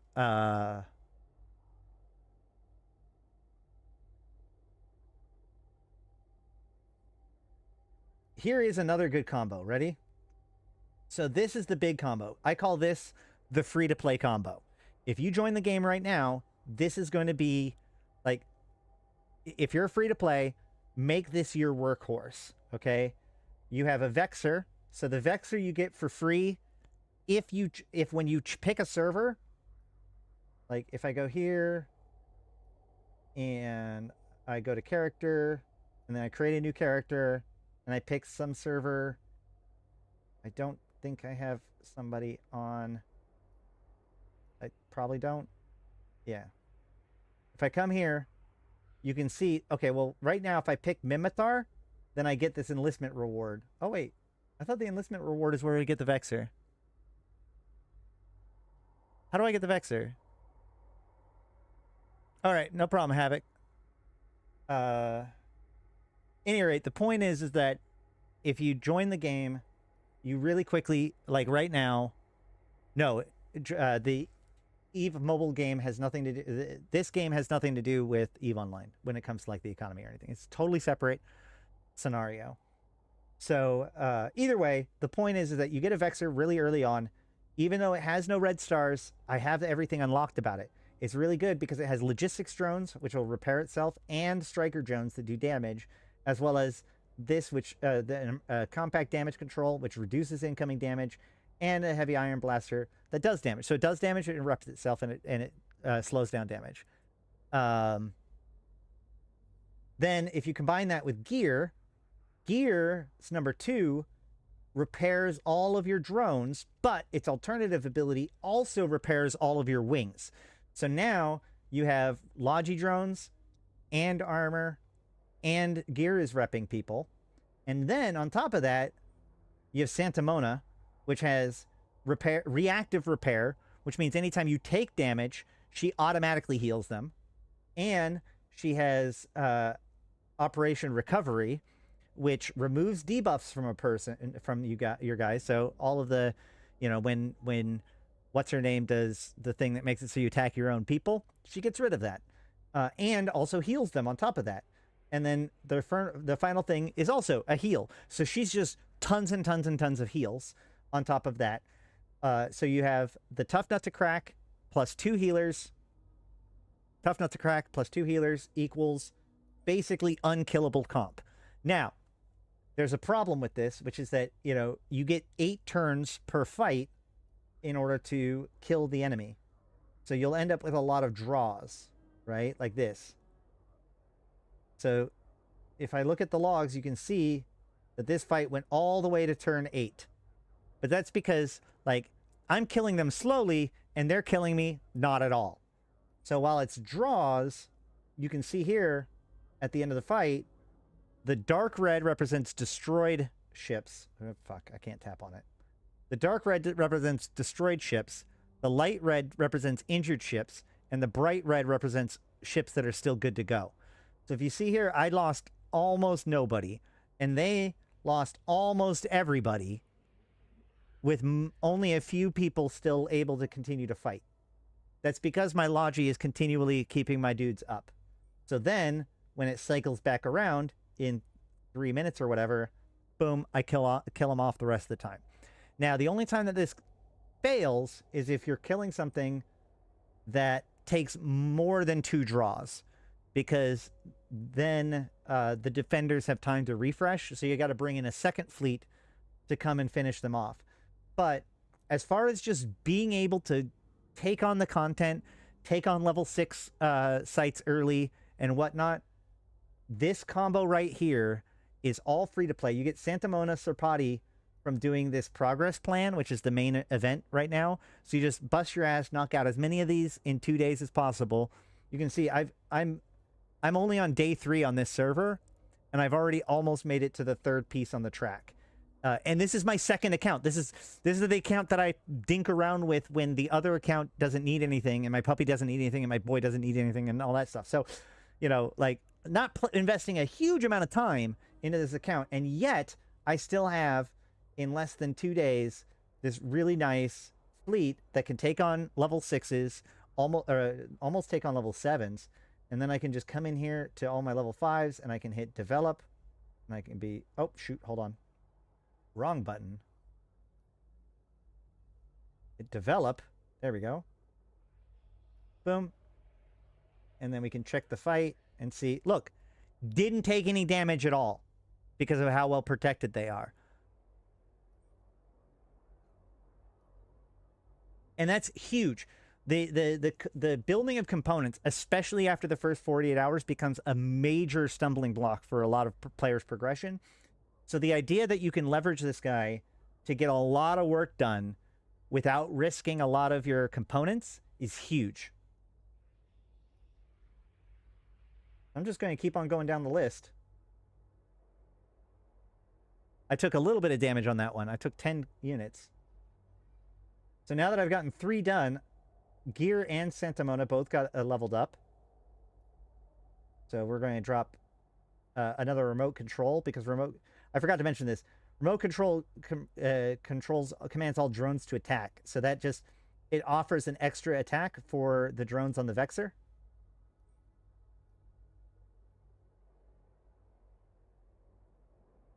And go ahead and grab the last level of reactive repair. Emile, she's the one that messes with everybody with it. That's the other good thing, is that a lot of the pirates use Emile, and Emile has a chance, based on this, to inflict decoder error. Actually, it's automatic. So, and decoder error has a 20% chance to attack your own dudes. So Santa Mona can clear this off, which is really good, but like, this has become a major stumbling block for a lot of players, because they'll have, like, say, Serb that does a big nuke. He's another one of the free ones you get. So Serb has this self-destruct, which is this big nuke, right? And it's very strong. But it also means that when you're fighting Emile, there's a 20% chance that that big, strong hit, it hits yourself. That's bad. You don't want that. So having to deal with Emile's ability to do decoder error is a big thing, especially since a lot of pirates, if you look around, a lot of the pirates will use Emile in their defense. But the good news is that because the Vexor is kind of a death by 1,000 cuts and keeps itself alive, that decoder error basically doesn't do anything to you. Eve Galaxy Conquest is for bus drivers. I strongly disagree.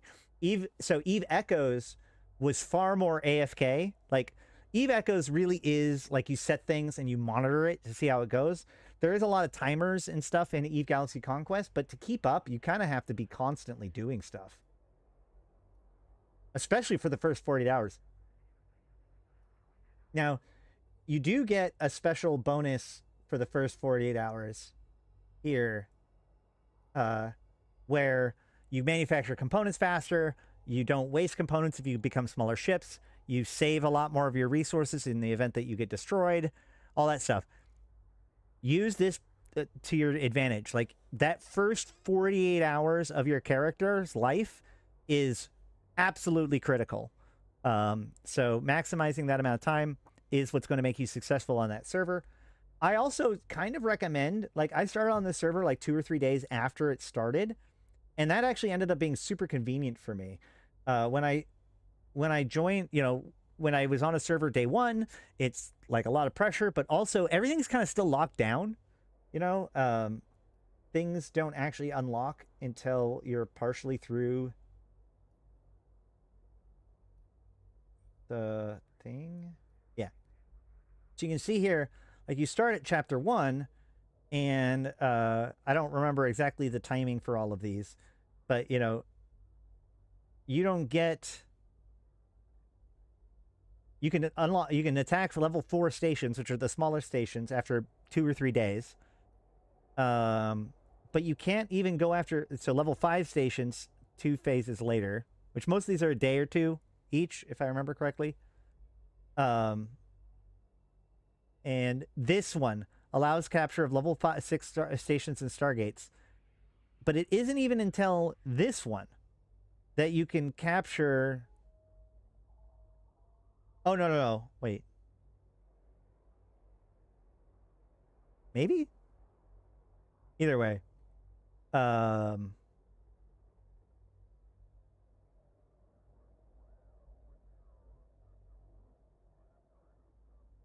think that this is the one where you can actually start going into low sec.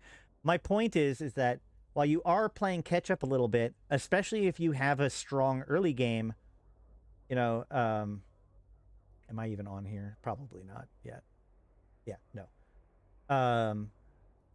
Obviously, you're not going to be on the bleeding edge, but what I did was I just hopped in, opened up the ratings, went to Corp, and just applied to the number 1 Corp that was here, which is, in my case, Whale House, right? So I just saw them and just hit apply, and then I was in their Corp, and then I got all of these. I got a ton of Plex for these. Even the ones that I didn't participate in, once I participated in one, I got all of the Plex from all of them.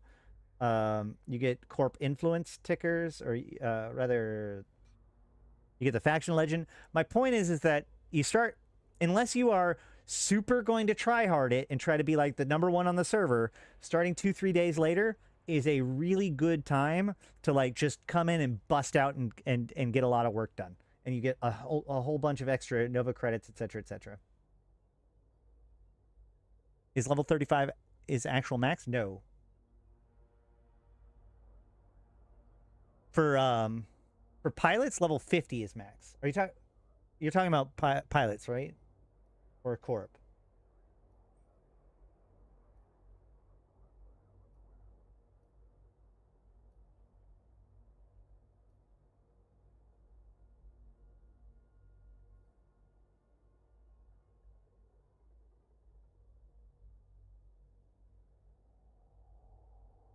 We're getting close to an hour. Uh-oh, there's somebody else in local now. Still nobody on D-scan, though. I wonder if I get a notification if they start attacking it. I assume I do. Oh, there's an event going on, the supply fleet. You want to always get those when they show up. Just go ahead and deploy somebody in front of them, so that way they run into each other.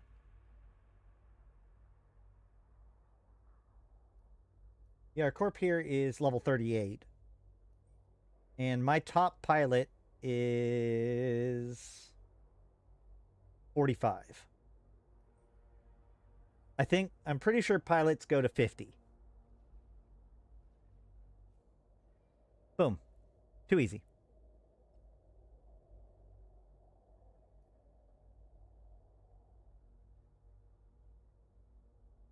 Now you can see that, like, we just smashed up this area and took out the bad guy, the hostiles that were in here. So now we're just kind of cleaning things up. You can still see that they have some headquarters, but it takes a lot of work to get it all done. A lot of stamina. Go ahead and drop him.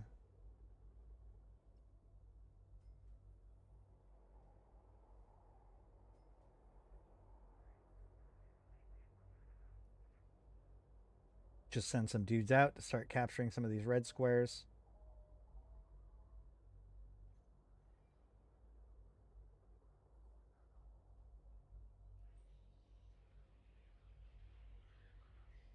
Ooh, there's a gas level 9. Hold on. I'll wait till after these two are done. So yeah, one of the things that this is actually the reason why I recommend 2 different games, because like I can set things up here, and it's like, oh, well, I've got nothing to do for 6 minutes. I can just pop onto my other character and make sure I've sent myself to all of the rallies and all that sort of stuff. You know, obviously, I'm not commanding anything on the other server or even really caring very much about what they're up to. I'm showing up to the rallies when they happen. I could theoretically move to low-sec right now, but I haven't yet because I have plenty of cells around where I am at. Oh, there is a rally going on in 2 hours. Do I have anything there? Nope. I'll send you this time.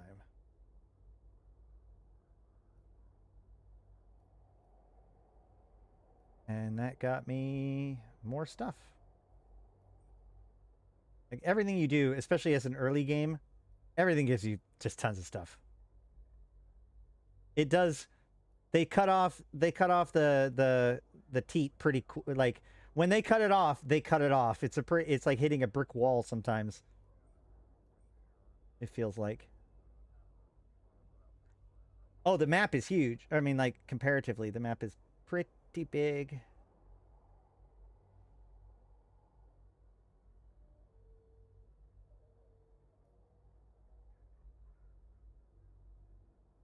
Let's see.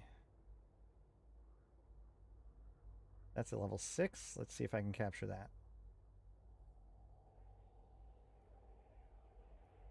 And then she will hunt for pirates.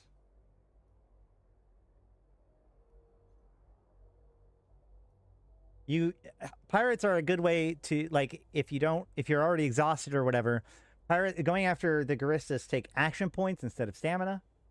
So you want to make sure to consume, like you gain an action point every hour.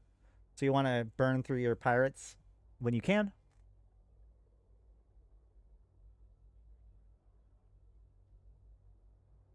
We're just waiting. We're waiting for the skyhook to cook. That's all we're doing.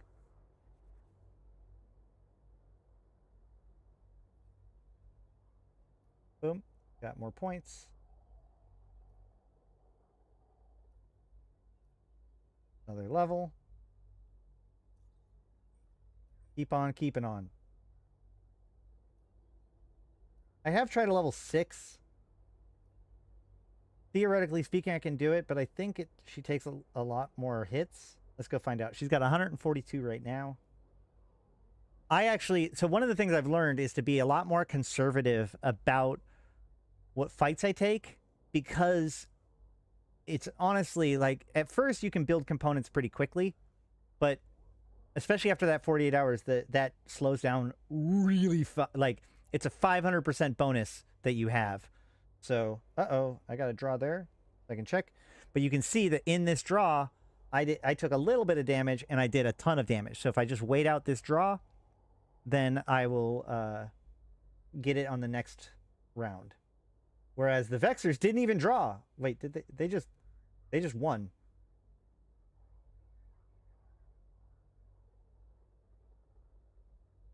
They just won and didn't take any damage. Maybe I should start going after 7s.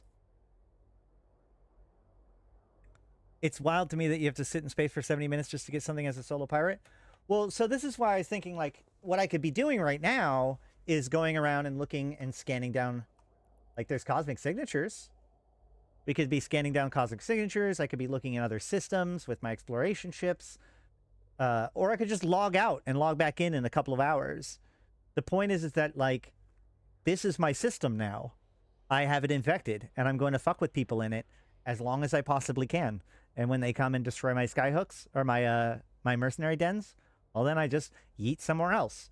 This is an entirely new play style. And remember also that as of the 28th, I'm not just going to be sitting around. There's also going to be the sites to run too. Now, how often they spawn, I don't know. But the point is that, like, this is a full-fledged...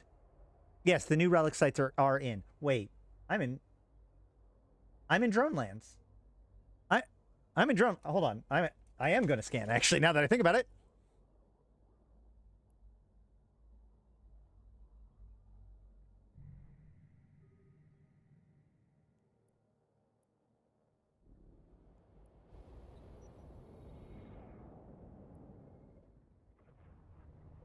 Hey, I joined your corp. Oh, are you the whales guys?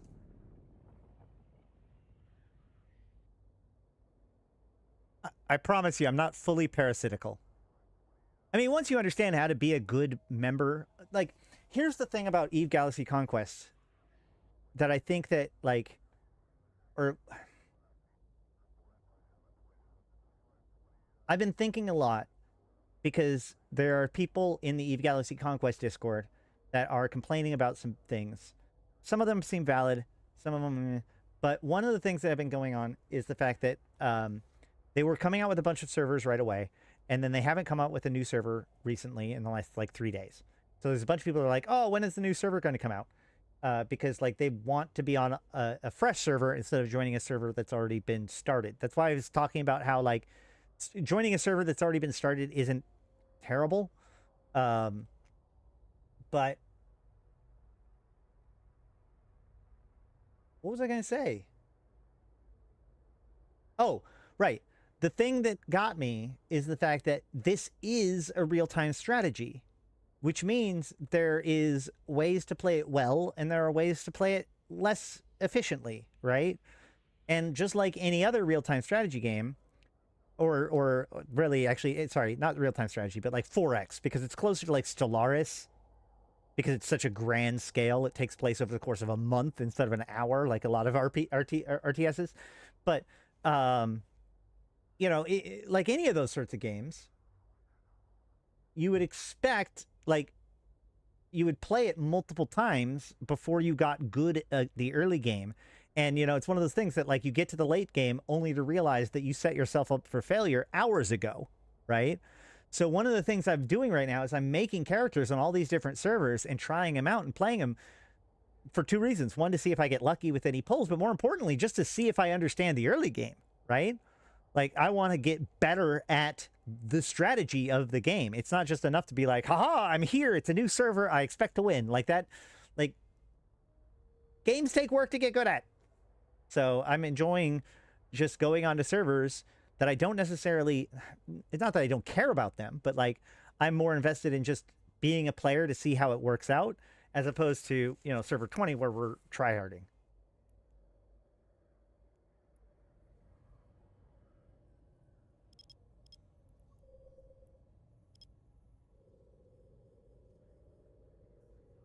I will admit, I did buy the $1 pack for server 31 though, because it's one fucking dollar.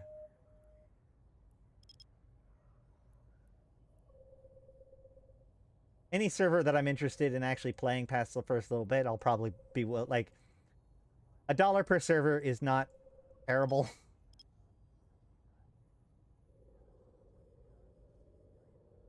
Yes, I was actually rank 1 for one day after watching your videos and testing stuff in the old servers. Hell yeah! Well, I'm glad I joined your corp then. Don't kick me out.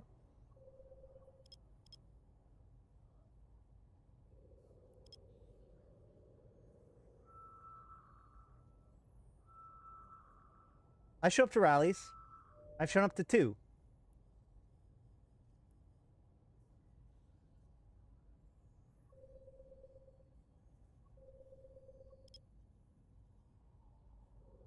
Oh yeah, no, I plan on keeping this account active. Like I said, I don't have to worry about the grand strategy of, like, we spend so much time on our Discord discussing like the grand strategy of what we're doing.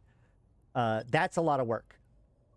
But just logging in while I wait for my main account to attack some shit and make sure I'm up to date and send some people to a siege or whatever that you guys call me to do. Hell yeah, I can do that all day.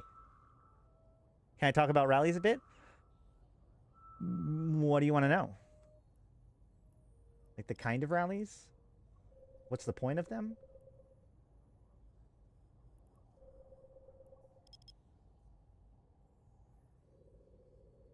So okay. No, I'm not. No judgment here.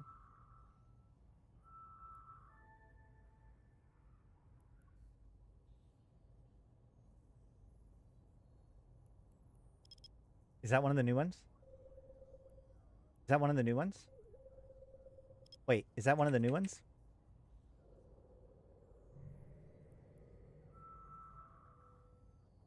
Rogue drone. I pre-started our rally today on a level 7. We wiped. Yeah, man. We've almost done that. We've luckily always had enough momentum to be able to pull through anyways. But yeah, when you start a rally, you can see how many people are at the rally and on their way to the rally. The worst one is that apparently there's now a tick box that makes it so that the siege starts automatically when the defenders are taken out. So we had somebody who just smashed into the structure like 2 hours early and kill all of the escort fleet, instantly triggering our siege before anyone was ready or had stamina. We almost didn't actually finish that siege. We barely finished it. Fleets were not fighting, so I thought it was bugged. You can click the bottom siege button to see if there's anybody else to send in. One of the big problems is that if their capacitor is below 10%, they're not going to listen to your orders.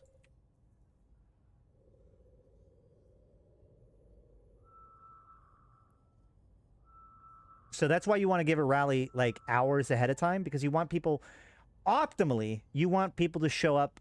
If it's far away, you want people to show up 3 hours early, because it takes about 3 hours to go from 0 capacitor to 100%. Hey, man, it happens to the best of us.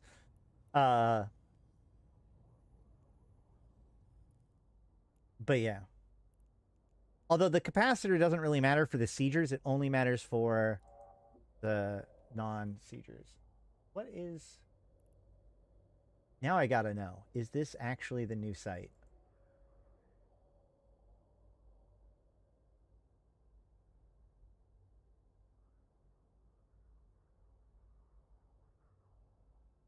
Four new relic sites have been added to Rogue Drone Nullsec. Let's go for Hoboleaks.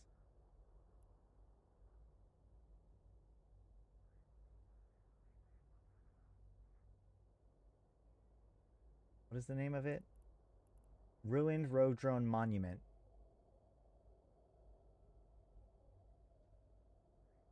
Yes, it is one of the new ones.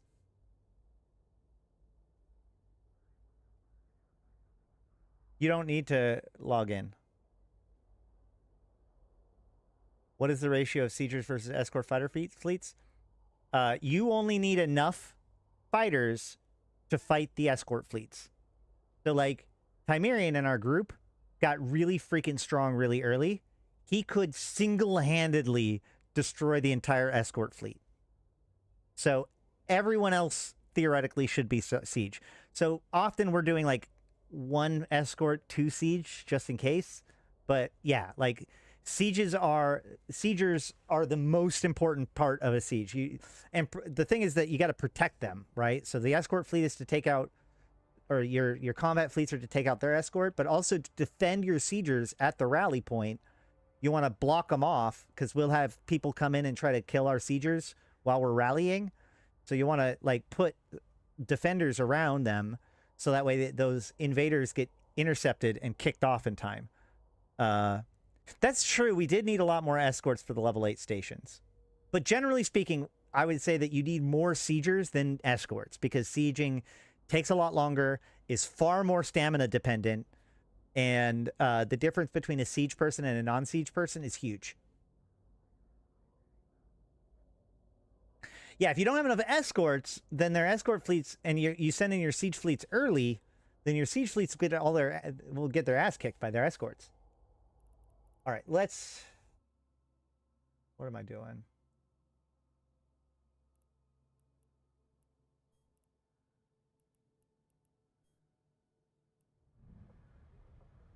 Has it been an hour?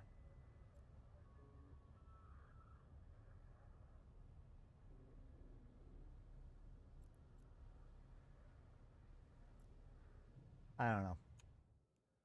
Let's see. Oh, yeah, because I can... Oh, hold on. Let me just warp to it, because I can use it for... to swap to a relics analyzer. Perfect. Yeah, the drone site is a new one. Thank you. Perfect. How fucking perfect.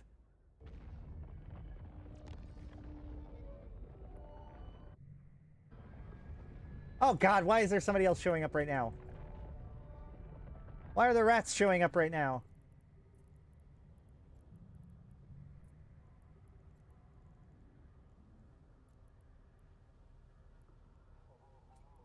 Out with that, in with that. Warp drive active.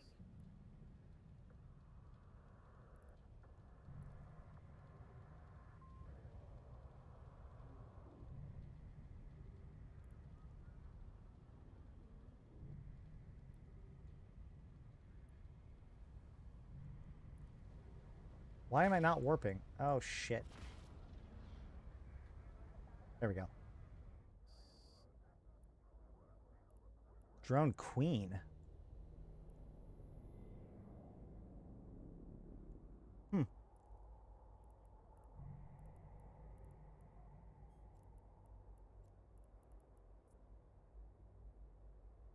Warp drive active.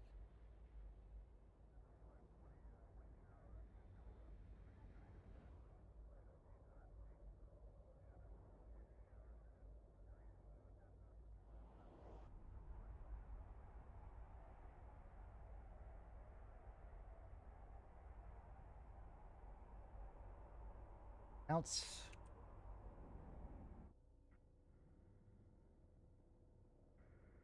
Whoa! Computer. Hang in there with me. Hang in there. Whoa. My computer usually, like, is great at this. I'm going to pretend like this is because I'm also trying to stream my game. Hold on. Whoa. Okay. Okay, we're back. We're back. We're back. Wow. I have not had any performance issues in any sites before. Also, I am really close to this giant rock. This is the craziest. Hold on. I gotta see what's going on with my performance.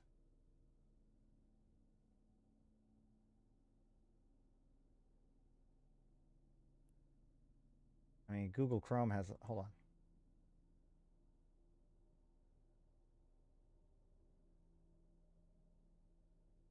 Yeah, it is possible that it's loading all this for the first time, but it's still janky. Okay.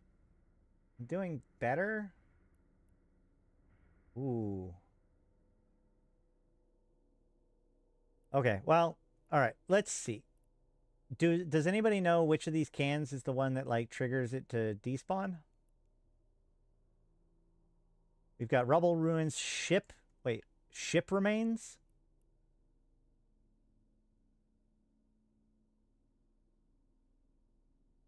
Damn, my encoder's like, I'm dying.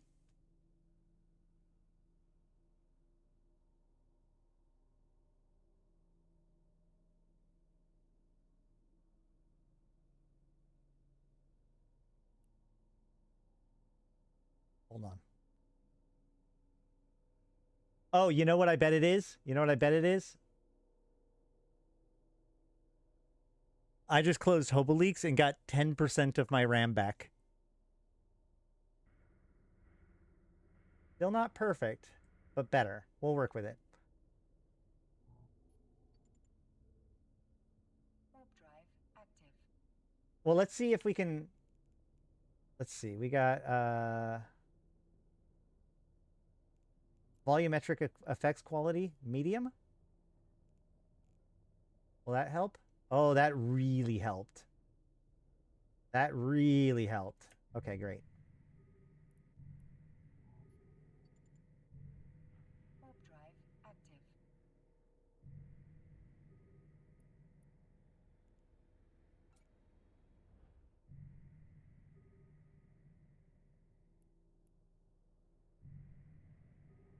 Now we get to find out if what this guy's really been doing is hunting this one particular site this whole time, and I just haven't come here yet. Possible. Ouch. Oh! Well, that's not good. That's a bad start. That's better.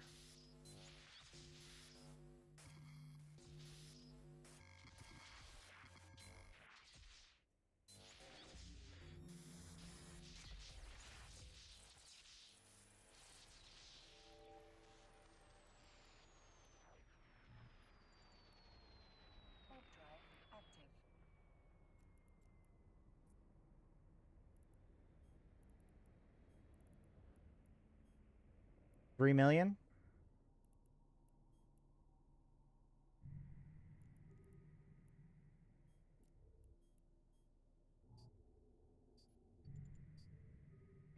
Warp drive active.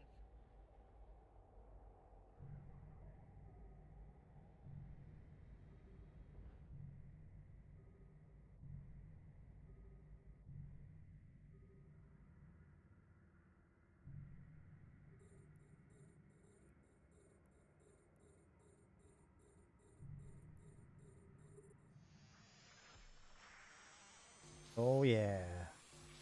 Rule of 6 zone. All of you.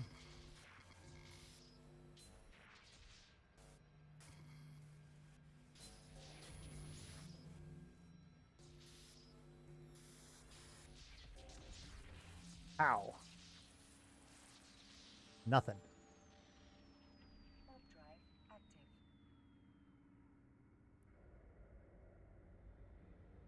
I gotta say, bringing it from high to medium basically didn't seem to change its appearance at all, and yet helped my frame rate significantly.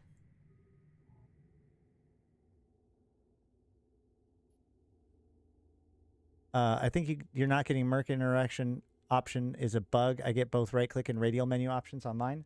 Warp drive. Maybe I'll log out and log back in.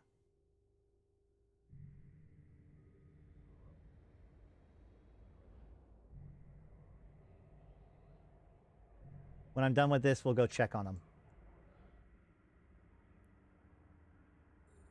Assuming I'm still here.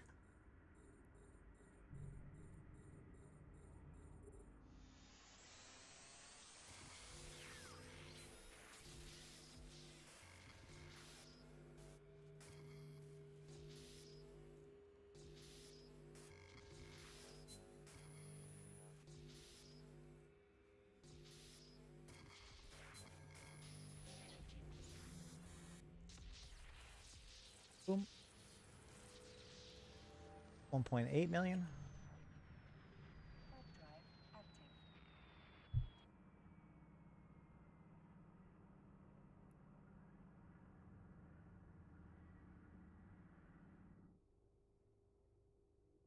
Make sure to like the stream. We had a lot of good information at the very beginning, and of course we're doing a practical demonstration where I put a Legion on the line. Make sure you like the stream. Warp drive active.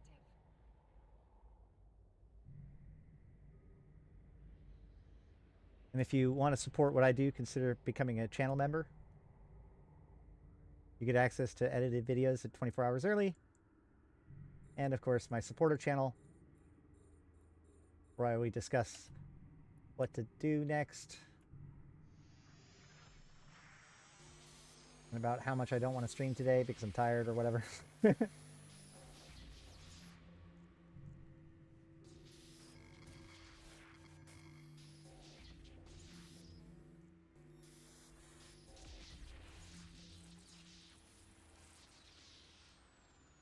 .5. Still nothing good. Drive active.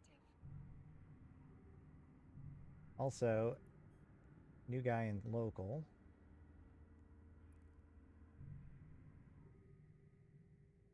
And he's gone.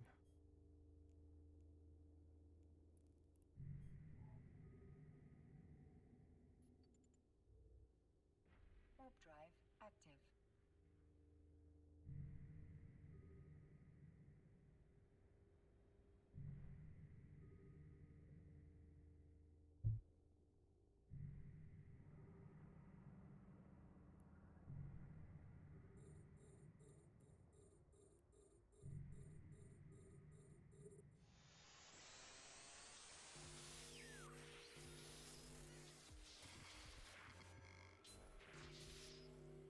Hey, thanks for that.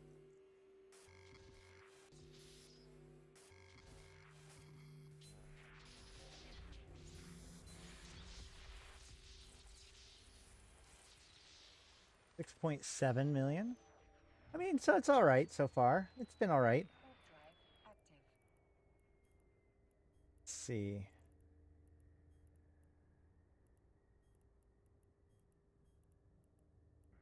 Intact shield emitters. 14 million. Okay, that's not that good. That's actually pretty miserably unlucky for a relic site in nullsec.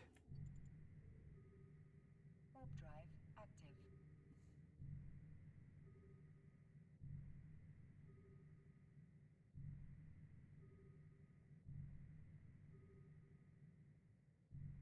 One last can. This thing didn't despawn for me. Am I hacking him too fast?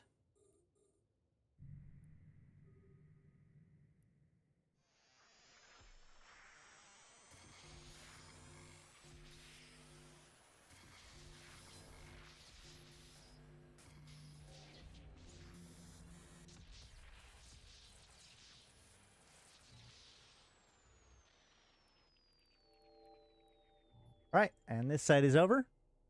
Warp drive active.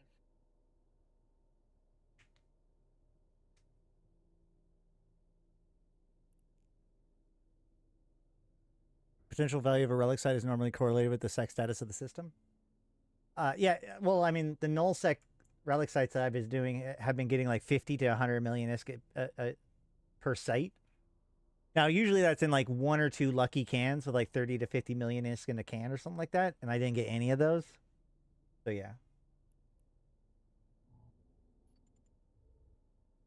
Warp drive active.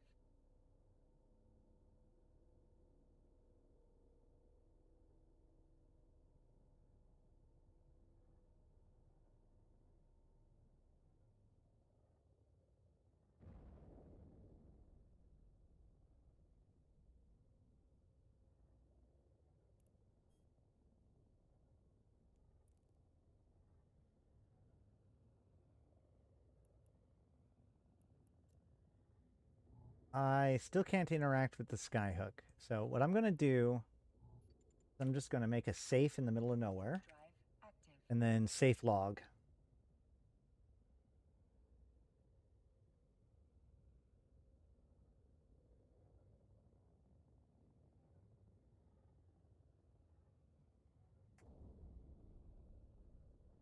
Is that blue salvage mats? So why blue salvage mats do drones drop? Probably not in time. From my understanding, the drones can actually drop all salvage.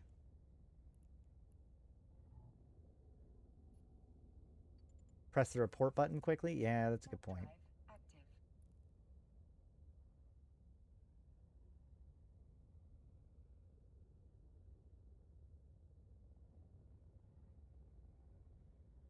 Although honestly, I kind of like often what I'll probably do is report it after the stream, so that way I can link the stream with timestamps in the report.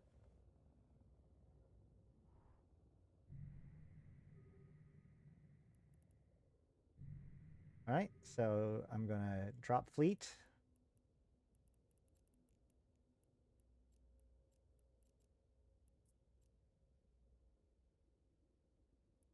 Decloak. And log off safely.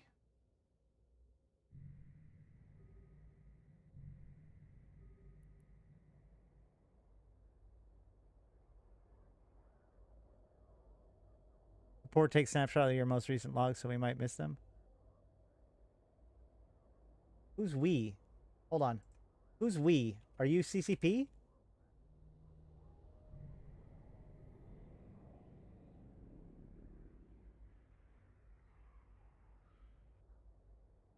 If you're CCP actually telling me to do it, then I'll wait and I'll do it the other way around. Okay, fine. Yep. I don't know who you are, but fine. We'll go with it. F12. Report bug. Let's warp back to the skyhook. Warp drive active.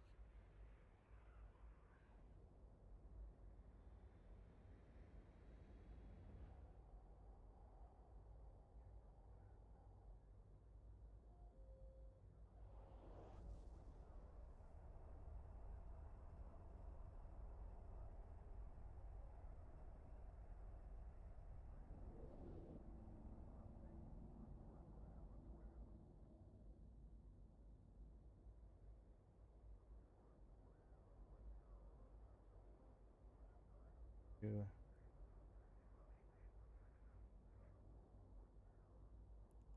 All right, and where's our merc den?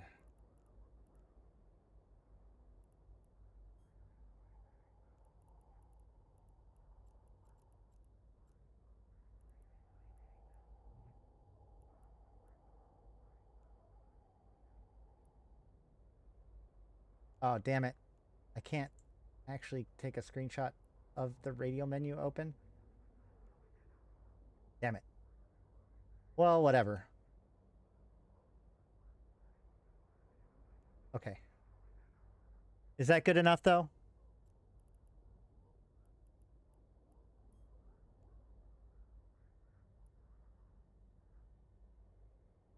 I can always upload more to it. Great.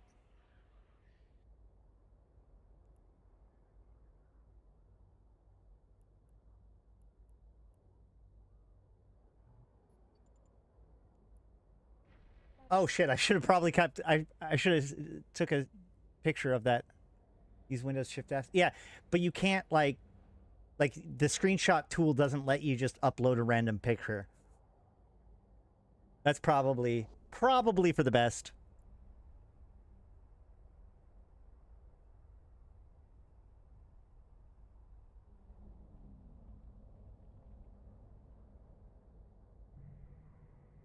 All right, now we log off safely.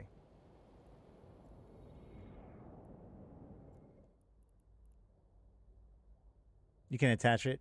Yeah, I think you can like after the fact.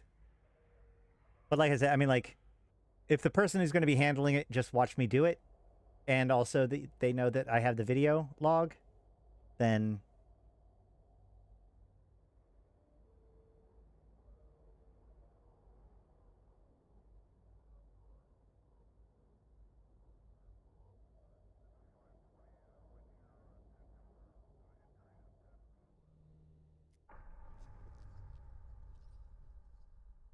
Connecting.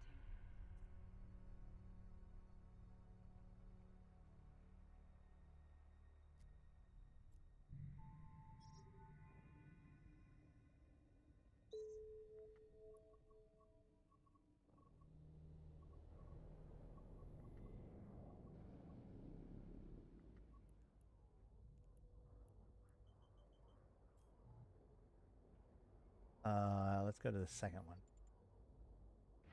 So is that ship now safe and null? Yes, if you safe log, then basically the second it closes, then the ship is taken out of space. Nobody can get you. That's what I was saying. Like I could haunt this place for as long as they let me stay here.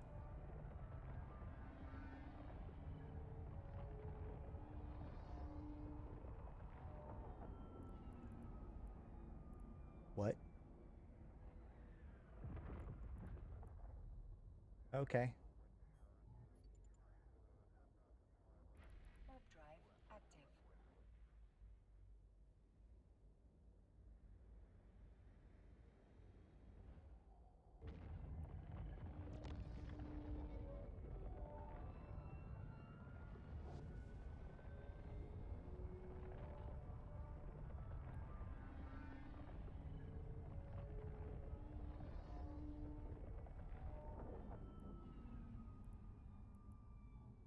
Still no. Wait, hold on. I still don't have any interaction.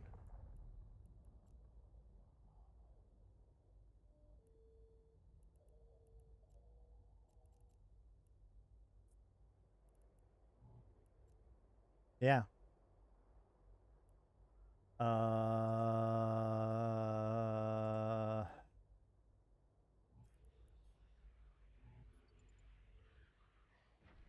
drive active. Let's go look at the other one. Yeah, I'm gonna go get. Active.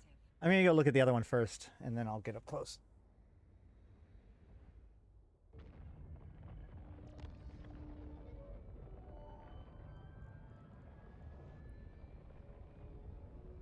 So is them being able to be used as a fitting service intended?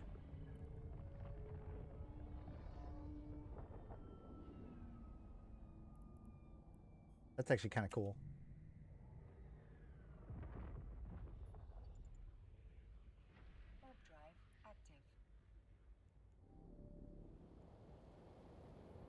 Nice. Keep it.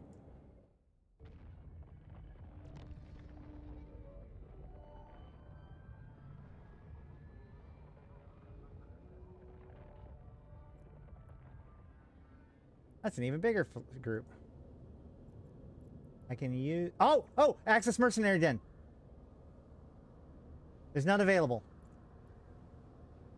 It's still not in my radial menu.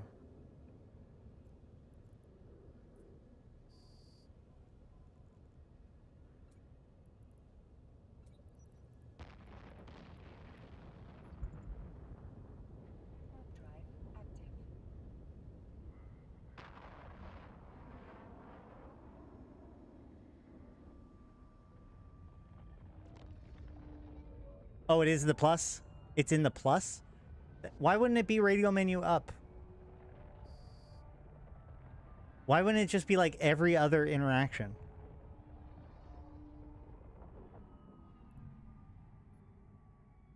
Oh, there it is. Was I just wrong? Did I just not see it? No, because we warped in close and I did definitely looked at the right. I'm gonna have to go review my video now. Maybe I was just an idiot.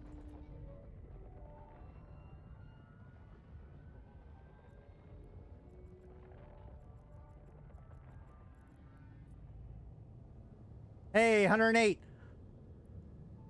We got infomorphs, baby!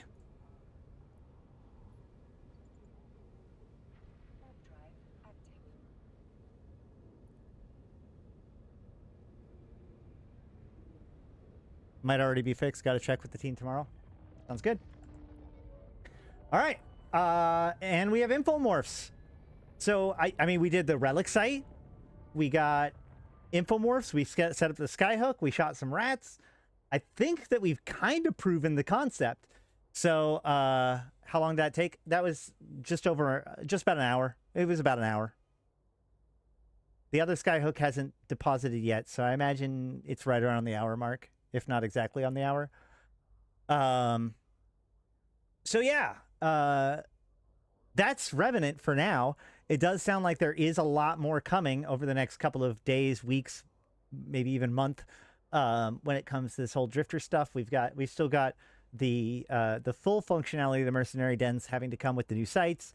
We have the Skinner improvements that make it so that you can more accurately dial in your numbers for Skinner, like the different placement of things. That's coming up soon. We have Vanguard coming. There was at least something else that they said hasn't come out yet. But so this is just the beginning of Revenant. Yeah, so make sure you're back on Thursday. I should be back on Thursday, and we will talk about where my little infection is gone, because I'm going to be in this system until they make me leave. But I've been Ashtarothi. I've been playing this game since 2010, talking about it since 2012, and I'm here to be even the context for you, my fellow Empyreans. Thank you guys so much for checking out this stream.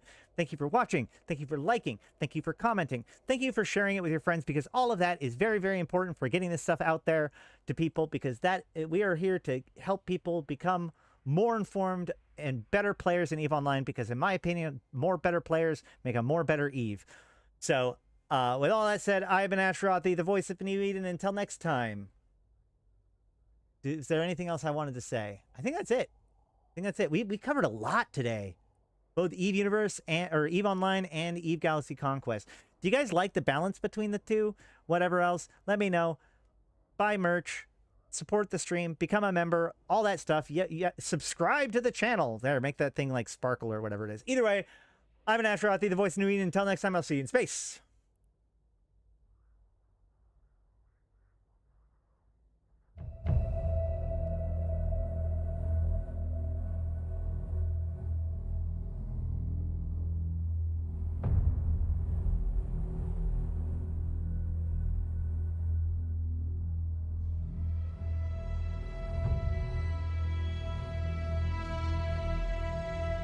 Bring on the wrecking machine.